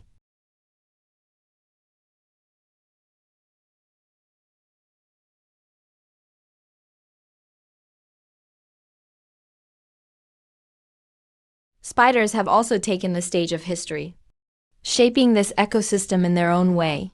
Time is the greatest craftsman. Millions of years can turn barren land into new life. This is the Carboniferous. The rainforest's bounty is nothing like the ocean. Prey is piled up like mountains. Catching it is almost effortless. The giant bugs here are so slow. They're nothing like those alert creatures in the sea. Not as good as trilobite fish. A creature's body still is the base that carries it all. It needs constant upgrades. There are spiracles and trachea inside. A honeycomb structure. The lung membranes copied from landfish need to work together. Give the whole body air pores. Put the lung membranes into the air sacs. I need to test this somewhere. Air has about the same effect. You'll do. Nice. If I can spray water, I can spray air too. But my right arm is too thin. Time for a full body upgrade. This setup can greatly boost momentum. But I need to guard against poison. Time to build poison resistance. Sea scorpion descendants have poison over 10 times stronger, but it was quickly wiped out by cell activity. It couldn't even trigger ecological adaptation. To train poison resistance, I need at least specialized poison at peak 2nd tier. It'll be trouble if a 3rd tier poison specialist shows up. After years of evolution, it tastes way better than Hexezy. It can be a snack. It's much bigger than most later fossils. It can grow this big without reaching 1st tier.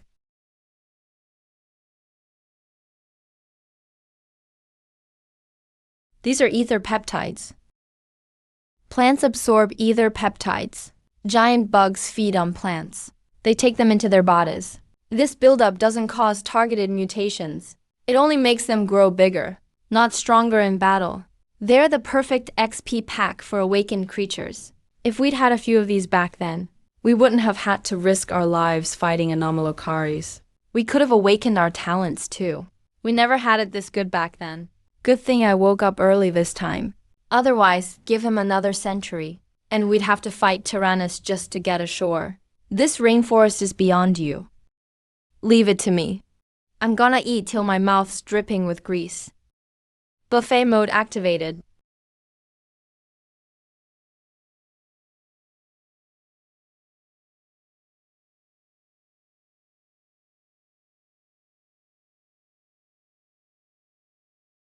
An unprecedented disaster struck this rainforest.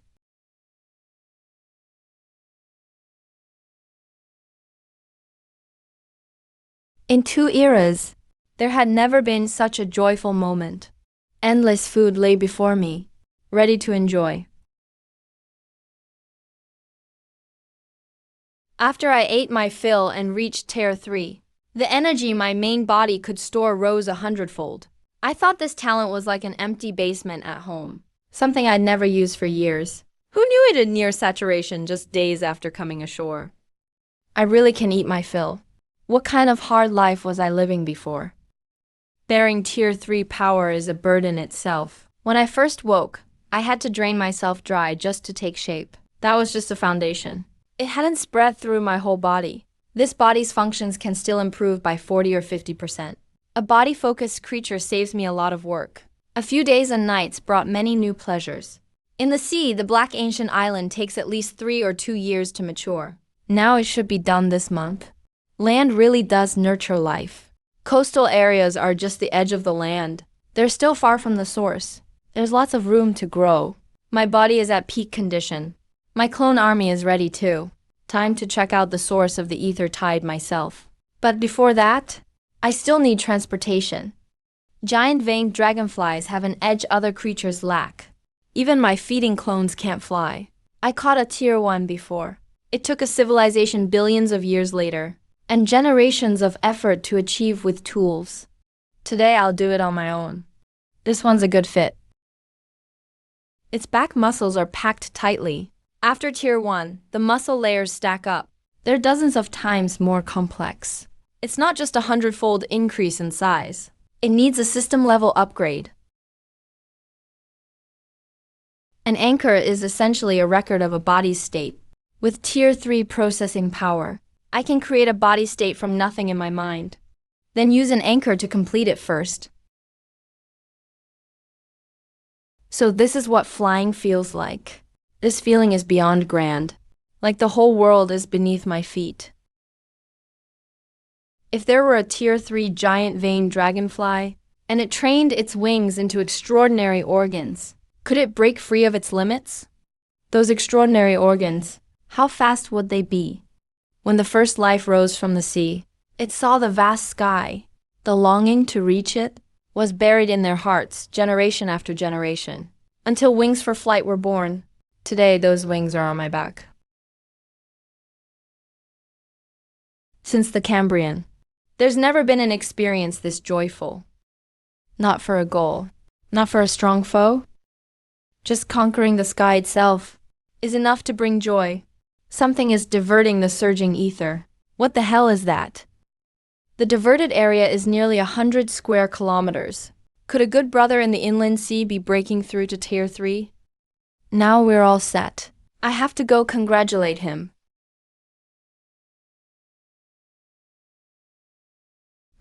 Plus a welcome bonus. I wonder, in such a rich environment, how big the creatures can evolve. Nice, it can bear weight well. No wonder spider silk is legendary. Spiders sense prey through vibrations. After spinning a web, they hide elsewhere, linked to it by a single thread. When prey struggles, the vibrations are an alarm. Spider silk and venom, 2 talents tied to innate abilities. Finally, I found a Tier 2. At this density, it can't be the only one. My jet boost system badly needs stacked poison resistance. Since this little lady uses poison, I might as well put her to use. Damn, this venom is totally different from lung scorpion venom. It's over 10 times stronger. Besides cell death, it causes nerve paralysis. Getting injected feels like drinking an ice-cold beer. This venom is high grade. Hope there's something stronger in this bamboo grove. High talent, even pseudo Tier 3.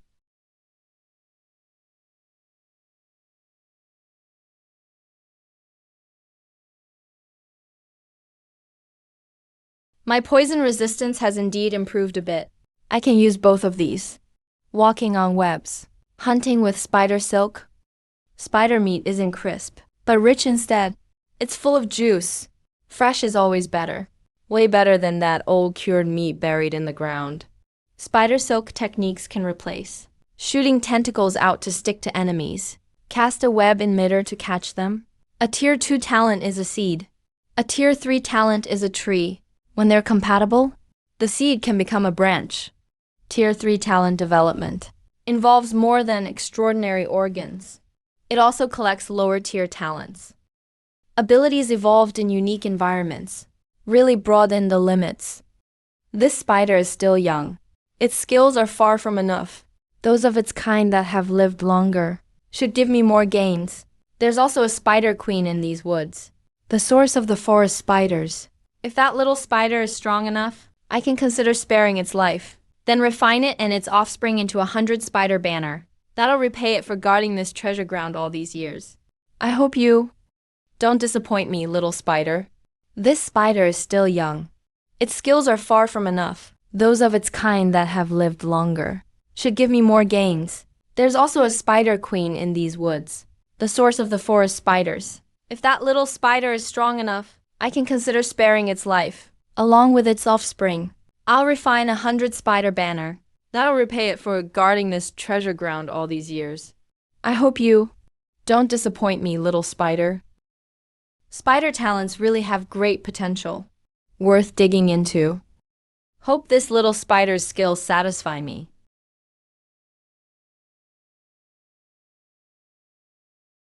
The heart of the spider nest is where ether pools. Young spiders are soaked in ether at their tenderest stage. They're truly prime high-end ingredients. They burst with juice, kind of like meatballs. They taste pretty good. HMPH. Let's open a mystery box and taste it. A poison that can paralyze a tier 2 is really nice. Looks like my poison resistance can improve more. There's also a hidden barbarian tribe nearby. I'll check it out later. There's another head beneath the fish head. It's a secondary brain. It must have dug up and swallowed a tier 2 soft-finned fish. It didn't digest it fully. Spindle evolution. Has the great inland sea clan fallen so far that youngsters can scavenge its remains?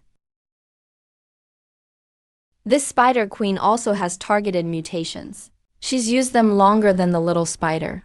Her venom is quite complex. When it hits, it feels like a pleasant buzz from drinking. The formula changed again. It's over 4 times stronger than before, and highly corrosive.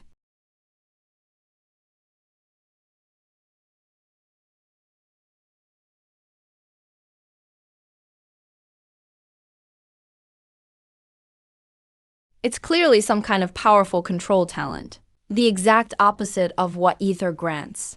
It can forcibly control and command its own kind. That evil little spider is truly vicious, using its offspring as shields, then fleeing while it can. I'll uphold justice and get justice for them. At just tier 2, it can move this fast. Guess 8 legs really are faster than 4. Worth studying. Not bad. Perfect for trapping enemies. As the clan chief, it really knows how to use spider webs. Nice. This stickiness would be hard even for tier 3 to break by brute force. Its forelegs evolved like mantis blades. Its hind legs have spring-like power. The design is quite advanced. Too bad its power is lacking. It can't make the table as the main dish. The design is solid, but it's not sharp enough. A metal frame with high-frequency vibration, plus ether paste hardness, is needed to bring it to its full potential. Not bad. I underestimated you. You do deserve a place on the table. But he's not dead yet. I avoided his vital spots when I struck. His actual brain wasn't badly damaged. With a peak tier 2's healing power, even the most instinctive muscle twitches should let him struggle a little longer. Does a peak tier 2 need this too? Shouldn't you, after seeing your kin slaughtered, break through in battle? and form a transcendent organ, then fight me for 300 rounds? That way I get the transcendent organ, and your king get to live. Isn't that a win-win? That's not how Gata evolution works. I don't accept it. Fine. Some people are alive, but he's already dead. At least I have the main material for 100-pearl banner. I'm not some bloodthirsty bedrock demon. I'll grant you a legacy and show you Fangsheng's true teachings. Consider yourself lucky. Watch closely. This is how you use the Copper Clan. A 10,000 fish banner is flesh fusion plus a mental link. Rejection must be kept extremely low. Blood relatives are best. If you can't find any, then pick the oldest, one in the clan as the main material. You're trash, not worth even one white-spotted fish. If I weren't short on materials, you wouldn't get this chance. It went even smoother than expected, but it's too weak right now. Strictly speaking, it can only recognize spider banners. I still need to keep refining it. There are over 20 second-tier ones in this spider grove. Most have 1 or 2 talents. Refining them now would be like cutting off the roots. According to Fangsheng's breeding manual, I need to save some breeding stock. Take the sustainable route. Harvest them once in a while? But how to raise them is a problem. Spiders can't sense sound waves. I can't command them. Throwing them out one by one is too much work. It's like talking to ether. That one applies Y-peptide. This one applies consciousness. Creatures with this talent can command their own kind at Tier 2. Once they evolve far enough, they can learn organs evolved by later generations. They can even seize their offspring's talents in Y-peptides. It really is a god-tier skill. Such a high-level talent. Doesn't seem like something this loser could develop. This ability can fit within the consciousness set. In other words, I can learn it. I should be able to awaken it.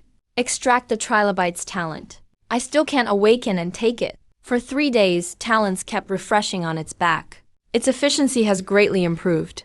This treasure land. The Jugan clans are all raising colonies. Your own kind really is useful. You can eat them and refine them. They can even drop talents. This type of ability is collectively called consciousness, and genes are compatible. It's called a bloodline talent.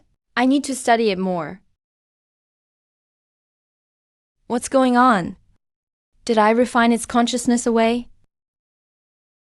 I misspoke. You're perfect material for refining 100 spider banners. So the ones below won't resist? Everything has gone smoothly. But a strange feeling is growing inside me. Is this right? Everything's going smoothly. What's wrong with that?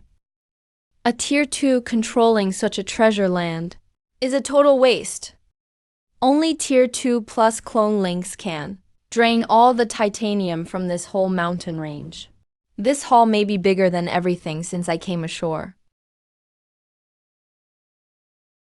It's all going too smoothly, like manna from heaven. Could he have other disciples? Raising a graveyard colony here to harvest later, and I stole it from him. Hasn't this plot happened before? Damn, that sneaky old turtle gave me PTSD. The Devonian really isn't fit for living. For peace of mind while evolving. If memory searching reveals some villain breeding mothers, I'll deliver justice first, and raise the average quality of Fangsheng's disciples.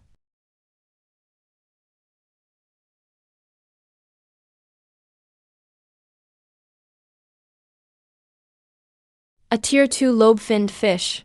No wonder it has bloodline resonance. In the Devonian, pig eggs parasitized lobe-finned fish. It never noticed, even while asleep. Good thing it isn't a rancher. As Fangsheng's disciple, I can tell at a glance if it's a rancher. This breeding method can quickly produce high-tier offspring. Perfect. Let's toss in the 3-faced worm eggs.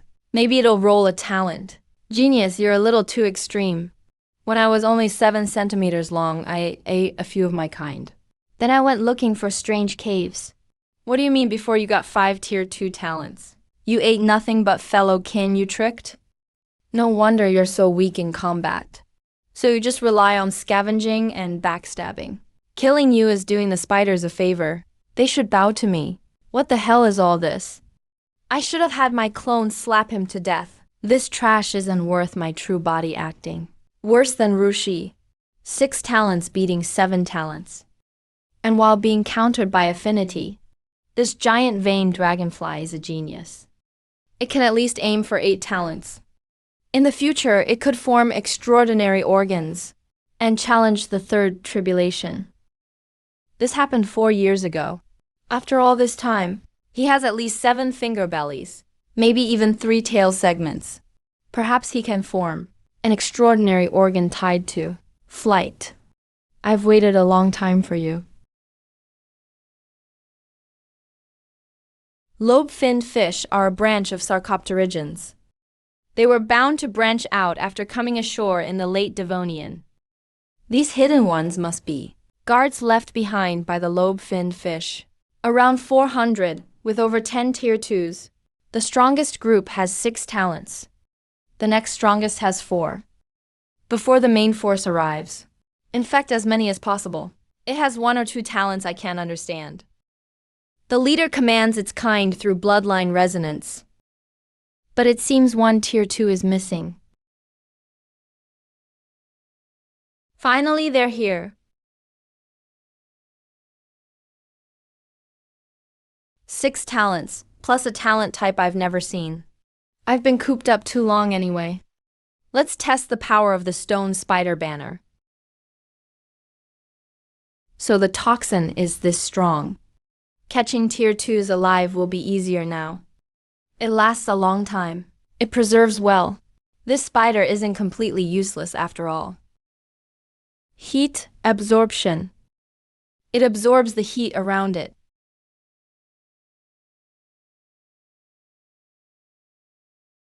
It draws heat to create temperatures of several hundred degrees.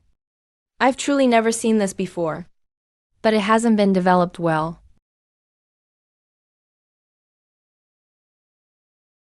Whoa, it can use fire too. Compress fat and use friction to make heat. It should be able to breathe fire too. Normal flames are only good for cooking or burning hills. They are much used in high-tier fights. It can't refine 100 banners. But this talent is good. It could open up a whole new system. The organs and new talents aren't the main goal. The main goal is clues from the tier 2 hidden one's memories. Find where the lobe-finned fish sleep. There may be dormant pseudo-tier 3s. That's the real prize. 1 got away. The other 6 talent one's habit is keeping its distance from the colony. Send someone to find it. The leader remembers every companion, but forgot why they migrated. All the hidden one's memories cover only the last 5 years, as if from the moment they were born. They were already adults. 3 years, 4 years, 5 years at most. Anything earlier is blank. Half their past was forcibly erased. All clues end here. The memories are gone. The married girl. Did they already have lobotomies in the Carboniferous? They can even delete memories selectively. They're 300 million years ahead of the world. Something noticed me. It made the hidden ones leave and erased their memories in advance. Just like when I killed the black-scaled fish to silence it. It's trying to hide a location. The wrench isn't far from me. It may be preparing some big move. Before it makes a move, I'll strike first, playing with memories, poisoning and slaughtering all beings. As justice incarnate, I'll get justice for the brainwashed hidden ones. Scent cells in the nasal cavity can catch air molecules. They can track prey for dozens of miles. They can smell scents left half a month ago. A tier 3 imperial creature's effect is over 100 times that of normal creatures. Its sense of smell is naturally 100 times better too. Too much time has passed. Its scent is exactly the same as its kinds. My sense of smell isn't sharp enough yet. One scent is clearly much stronger. The smell of algae. The new tier 1 algae smell is stronger than the other hidden ones. This algae stuck to its skin from its habitat. The habitat has a pretty high algae concentration.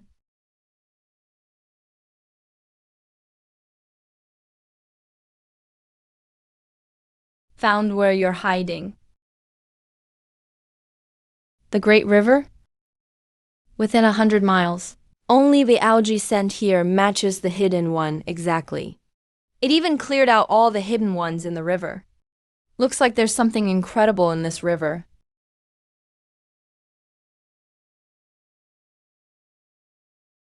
A decoy. You're even using fake tombs now? What it wants to hide is the tomb holding Ruan Kiyu. It came ashore in the Devonian, at least. Maybe it's another being it hasn't digested yet. Or a lobe-finned fish that woke up first. Judging by how it erases memories, the first is more likely. But what it is exactly, we'll have to dig it up and see. Brute force it with tons of clones. No matter how many tombs you have, you can't outnumber my clones. But that'd alert it. Whenever a powerful creature breaks through or moves, it draws huge amounts of ether. Physical things can fake an empty cave, but ether fluctuations can't be faked. Then call in this matter from Crater Mountain. Get ready to fire a zero. Let's try 5,000 first. As fellow heirs of Saint Fan, let me see what your training has achieved. Thinking back on those erased memories, it seems very skilled at this. Damn, it has illusions too. It directly affects the senses, and it doesn't even need a medium to alter another creature's mind. You'd at least have to enter a mind battlefield. It affected my senses without touching me. If I got this power, I could possess someone from 100 yards away. I have to get this power. Playing hard to get. It left clues on purpose to lure me here. Well, you've got my attention. If it can affect my thoughts, then this very idea of going down there could be influenced too. To be safe, let's find someone to scout ahead. Use the Pokemon we just caught. Go down and kill it. Win, and I'll let you breed more offspring. Young people need to strive. Shizufan is basically my clone too. Good for attack and defense. Pretty perfect.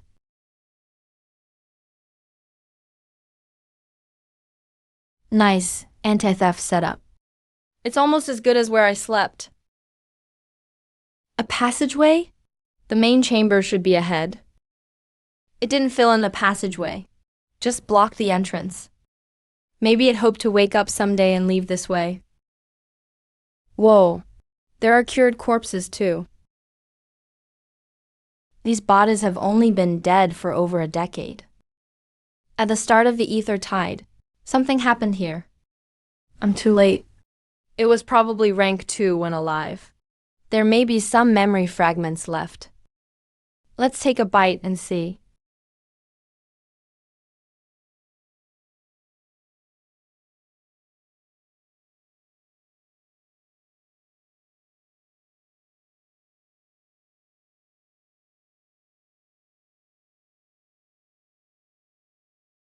An enemy it couldn't shake in life, but it can beat after rising as a corpse? What, do you think you're the Fish King? Mind fragments? Or is it just driving the nerves? That trick only scares its own kind. It's just fresh meat turned into cured meat. Good thing I didn't bring my sense of smell down here. This reeks way worse than fish gang cargo.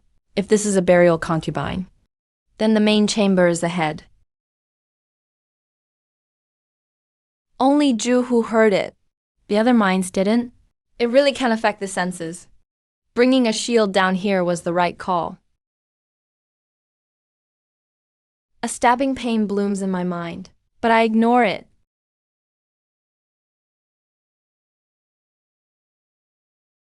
This is way beyond the cave's size. Interfered with again? It can block hearing and disrupt vision and direction too. I'm using the Boar Queen's senses, and even they got hit. Hard to say if it was eaten clean, or if it shed another layer of skin. The mastermind can only be hiding in the altar. I've come all this way. Time to find out. Just as I thought, waiting for me. When did I get hit? It blocked my senses, and slipped this thing into my body unnoticed. Inviting other minds inside. Better play it safe. Let them scout it out. Their memories were erased. Those hidden ones too. Dragged inside, their memories worn away. Then tossed back out. Even a peak second tier will get worn down in seconds. Even if second tier me went in, I'd be badly hurt. This is wear and tear. This body and consciousness, have an absurdly low compatibility. Is this even carbon-based life? It doesn't even have a structure to hold consciousness. Possessing a rock would have about this much compatibility. You like to absorb, huh? Then absorb all you want.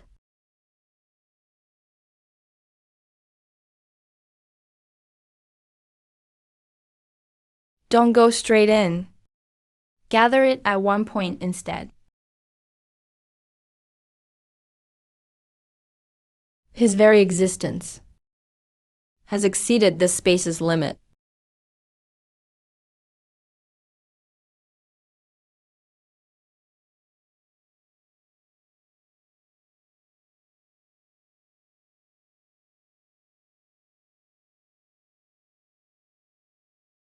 A sharp pain for now.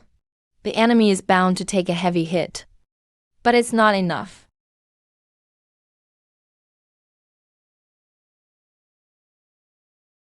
Kinetic conversion to the max. You sneaky rat. I'll suffocate you right in the storage space. The struggle is weakening, but it's not fully dead.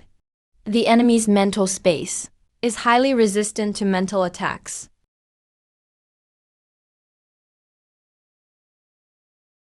The second void flash arrives right on cue. 2 void flashes, over 10 tons of acid, and 2 blasts of 100-ton sound waves. A third tier won't die that easily. Could it be playing dead? Even if it really rises again. I can block a hit or two, so I won't be caught off guard. There really is no life force below. Search every inch within 10 miles. Dead, truly dead, or fake dead. It can't be this easy, right? The pond bottom connects to an underground waterway. A little trick can change the water and wash the filth away. Such bizarre illusions. Such a strange mental space. Let's see what the hell you are.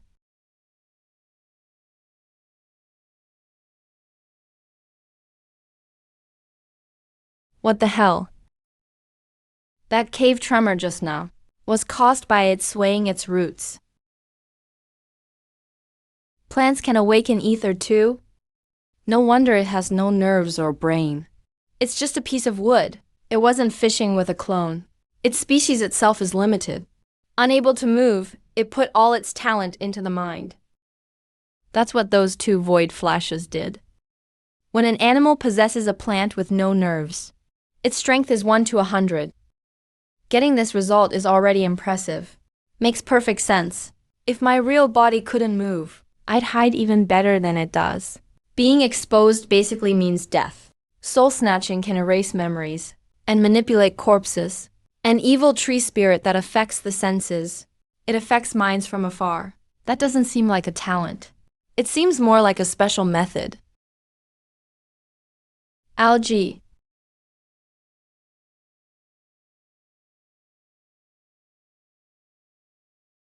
That algae stink across the whole river was spread through the underground waterways.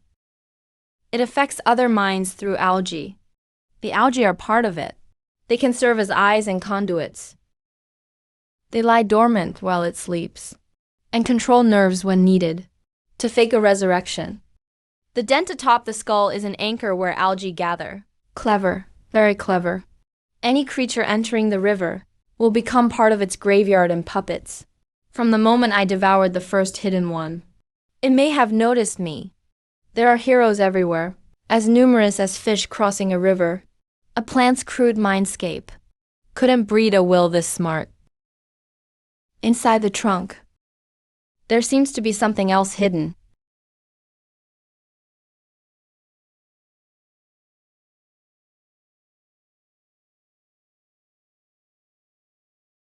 Something else? It's not part of the tree itself. If not for those 2 void flashes, it could have purified the acid with its roots. This hardness could top the 3rd tier.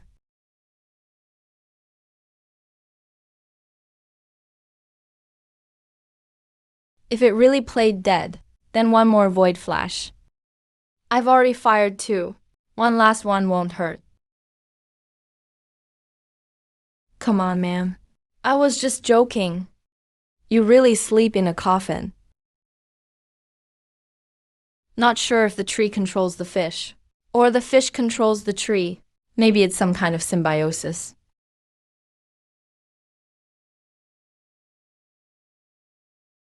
It should be among the first lobe-finned fish branches to reach land. A Devonian landlord may be sleeping here. Red-tail fish were born early in the first tides. They followed their leader through countless battles. Their descendants evolved into soft-finned fish. Competition in the inland sea grew fierce. The leader chose to take the whole clan to the barrier and go ashore en masse. The clan kept breeding, spreading across the continent. Red-tail fish claimed land with newly evolved claws. A red-tail fish embryo stalled at 6 talents. Looking at the place that was once theirs, an unprecedented feeling arose. If I eat it, Maybe I'll grow stronger. An unprecedented thought was born. They had gone too far. There was no going back. Without an accident, they'd never find that coral again. Just as hope was lost, a disaster nearly wiped out the clan. Like two totally different creatures fused together. After confirming it was dead, they prepared to eat.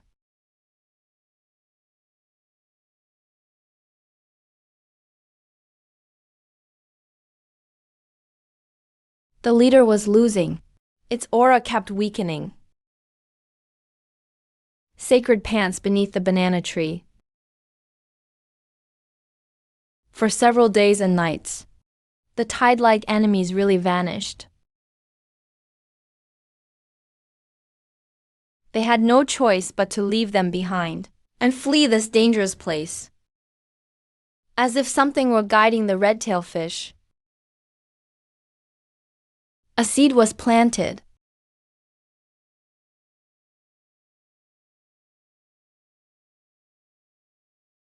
With this seed, they could rise again and get revenge. Going to die now means nothing. It liked moving less and less. The soil ahead felt more and more familiar. It even couldn't resist eating it. A strange voice kept appearing. Something felt wrong, but it couldn't say what. With the energy between the fruits, maybe it could wake first in the next era and gain greater power. An unprecedented warmth, recalling everything from the past. It fell into a deep sleep. Did Devonian land already have things like this? Lobe-finned fish had beings with 8 talents. There was more than one with 7 talents. What could devour them outright? Besides the Sea of Origin, no ocean race had that kind of power. Neither sea scorpions nor anomalocarids, it seems. It was a giant tree 200 meters tall, laden with green fruit. This mind-bewitching tree was born from one of those fruits. It sows itself with ether creatures, luring them in with the fruit's ether. Even its seeds are this bizarre. Who knows what the real body is? The talents of lobe-finned fish are mostly energy-related. All these special mental powers come from the giant tree's ancient legacy.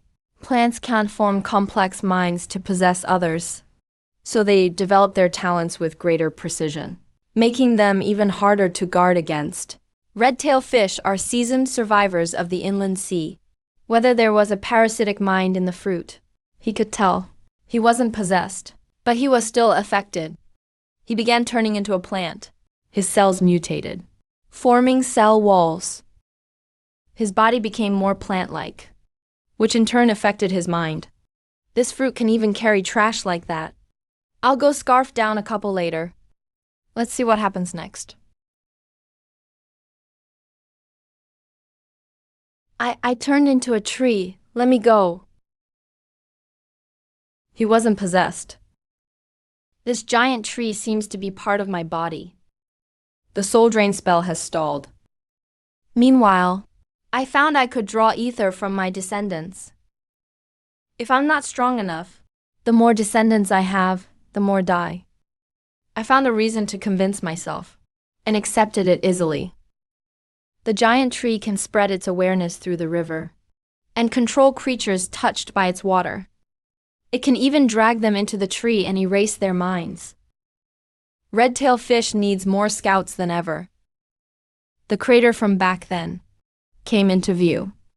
After sizing up their strength, he planned to send Yunwan over to infect them and turn them into puppets to feed on aberrations. An unprecedented terror suddenly descended. After another lucky break, Red-tail fish trembled again. Even if he found the great river, anything entering it would have its mind disrupted. Food is plentiful here. He wouldn't waste time. He escaped the inland sea's killing field and survived the monster's hunt. This time will be the same. I'll survive.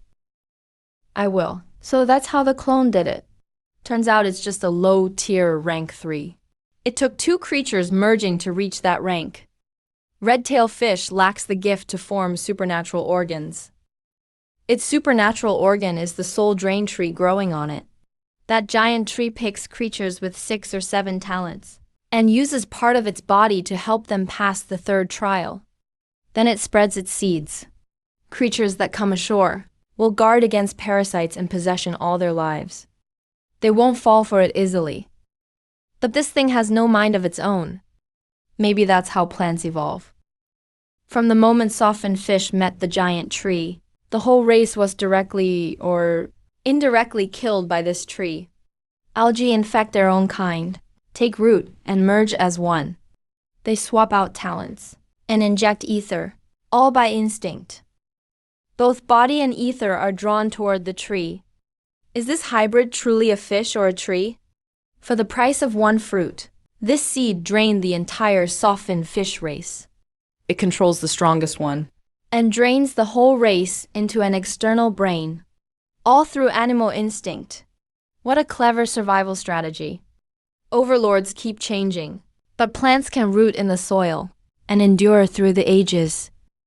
The black-tide monster in the towering tree may be awake.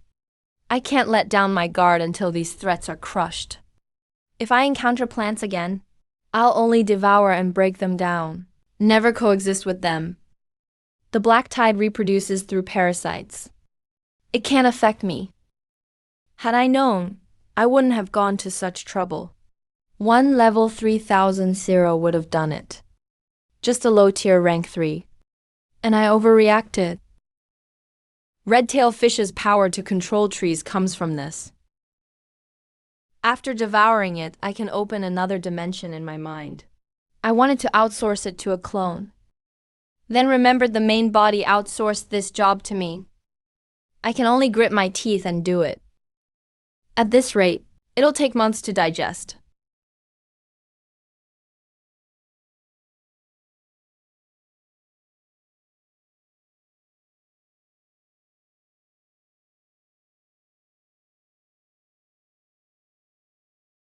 Digestion speed will rise 10-fold, even 100-fold. First talent, mind drain. Through a physical medium, it pulls other creatures' minds into the body. This soul drain tree is called the soul draining body. The zero did 99% of the damage. Physical attacks just set the mood. This transformation is irreversible. It can only be used once.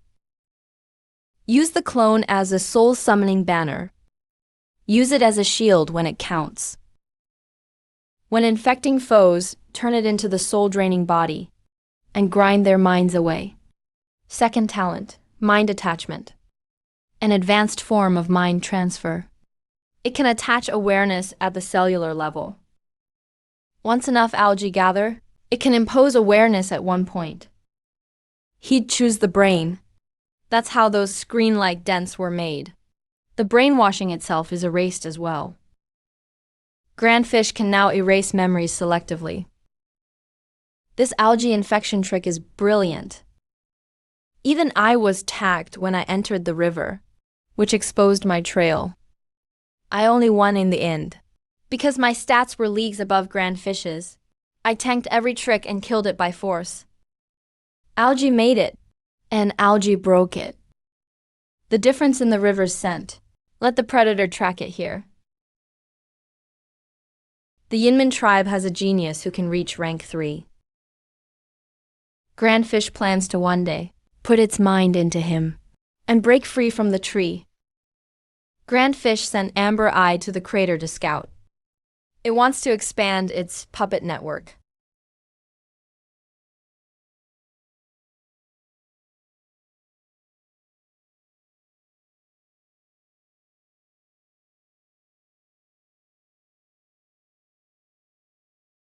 Red-tail fish ground its teeth in rage. It wanted to skin it alive.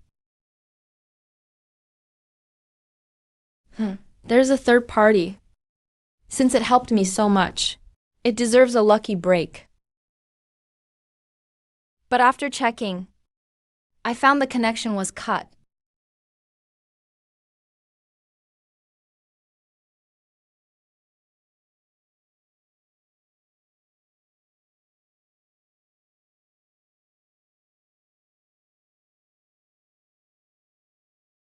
I searched hundreds of miles along the river, but not even a scent remained. What a shame. It left in a hurry.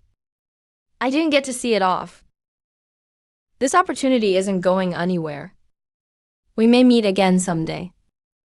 2 generations of Cold Stone Pool gathered together. Too bad the last one never made it. Throw the cured meat beyond the mountain to feed pigs. Store the fresh meat. The real gains are the soul drain spell and red-tail fish. Cognitive disruption speeds up rejection. Both are mind-based talents. One is brute force possession. The other is subtle interference. Both are essential. My use of awareness is too one-dimensional. I can't bet it all on infection. Cognitive disruption and mental pressure can trap them in a loop. Once developed far enough, it can even create illusions. Later, I'll infect them with algae scent, then make them come to me on their own. I'll use only 1/10 the effort, for nearly the same reward. Rejection response. The body's rejection of foreign matter. It can increase wear tenfold. It can grind them blank in an instant. Mind drain pulls them in, then rejection grinds them to death. A full-service combo. It's almost useless on myself, but I can turn their body into my home field. If their body structure is unique enough. What body structure can block microscopic invasion? Right, why didn't I think of it? Acidic body fluid. Hydrochloric acid is deadly to most life. It even stripped a layer off the soul drain tree. My body is full of hydrochloric acid. Try to invade and you'll melt. I can also turn their body fluids acidic. Paired with rejection glands. It's an insane skill.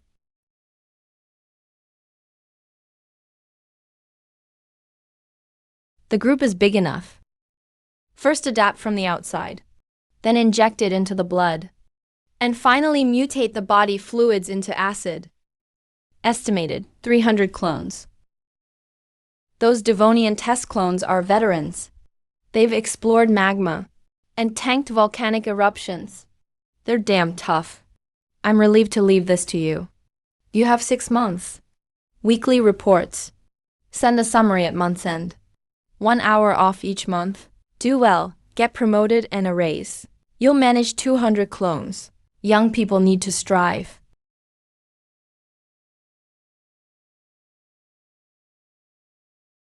Pick 400 more clones to assist.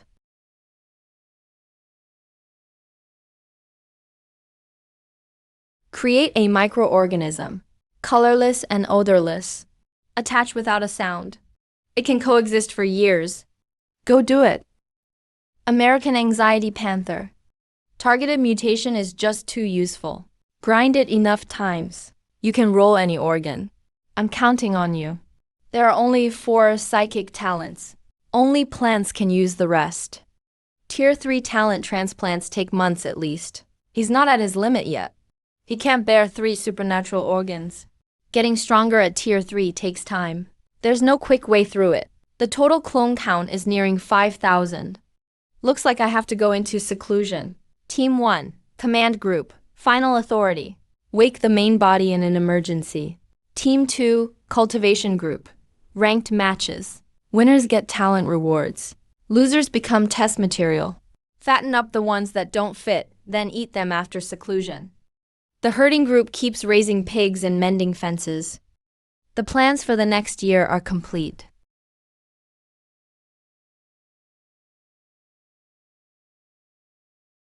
This fusion is finally complete. My strength can take another huge leap. Then it'll be time to go deep into the title center.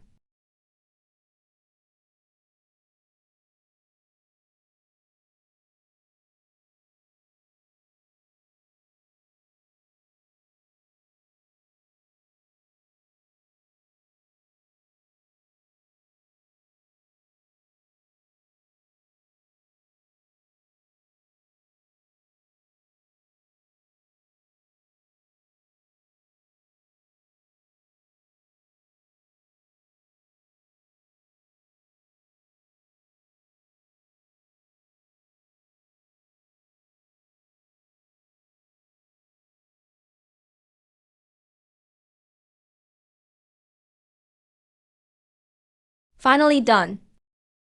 That really wasn't easy. My processing power is triple what it was when I woke. I can now control 9,999 clones. Consciousness attachment. Consciousness drain. Cognitive interference. Rejection response. The 4 saplings have become branches. I also modified the refined brain marrow. Processing power boosts cognitive interference and consciousness attachment 10-fold or 100-fold. This is far from the limit. Supernatural organs are essentially constructs of consciousness. I can't just rely on plunder. I need to create one myself. The next thing I want to enhance is my eyes. Block illusions, see-through talents. Also serve as a microscope and combine it with ether gold staining. Just looking at someone can contaminate them. I won that time, purely because my will was strong. There was no skill involved at all. With these eyes, I can see the main body from shore. But an idea is just an idea. I'd better find 7 more supernatural organs as references. I need to study more Tier 3s.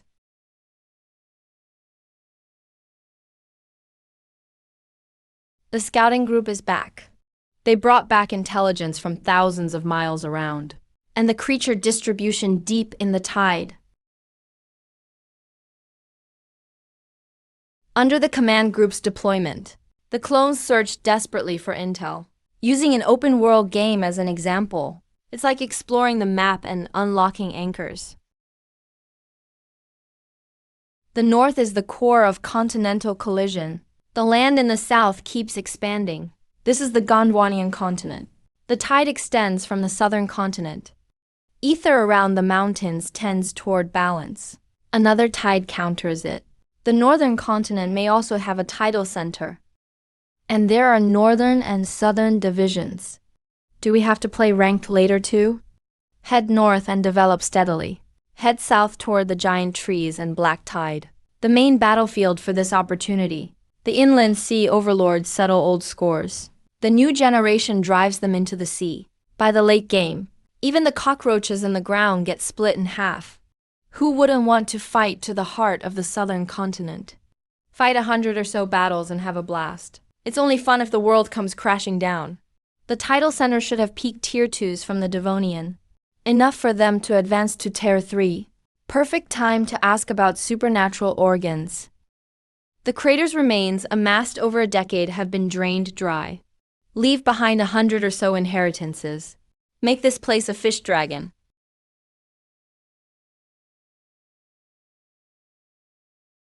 The defense group takes the pig eggs and insect eggs. The trap clan will restore the mountains to their original state. Contaminate the next occupant. The black tide that destroyed the lobe-finned fish. The inland sea overlords. Tier 3 giant trees will all gather at the tidal center. Compete for control of this opportunity. Move out. Take office in Goose City.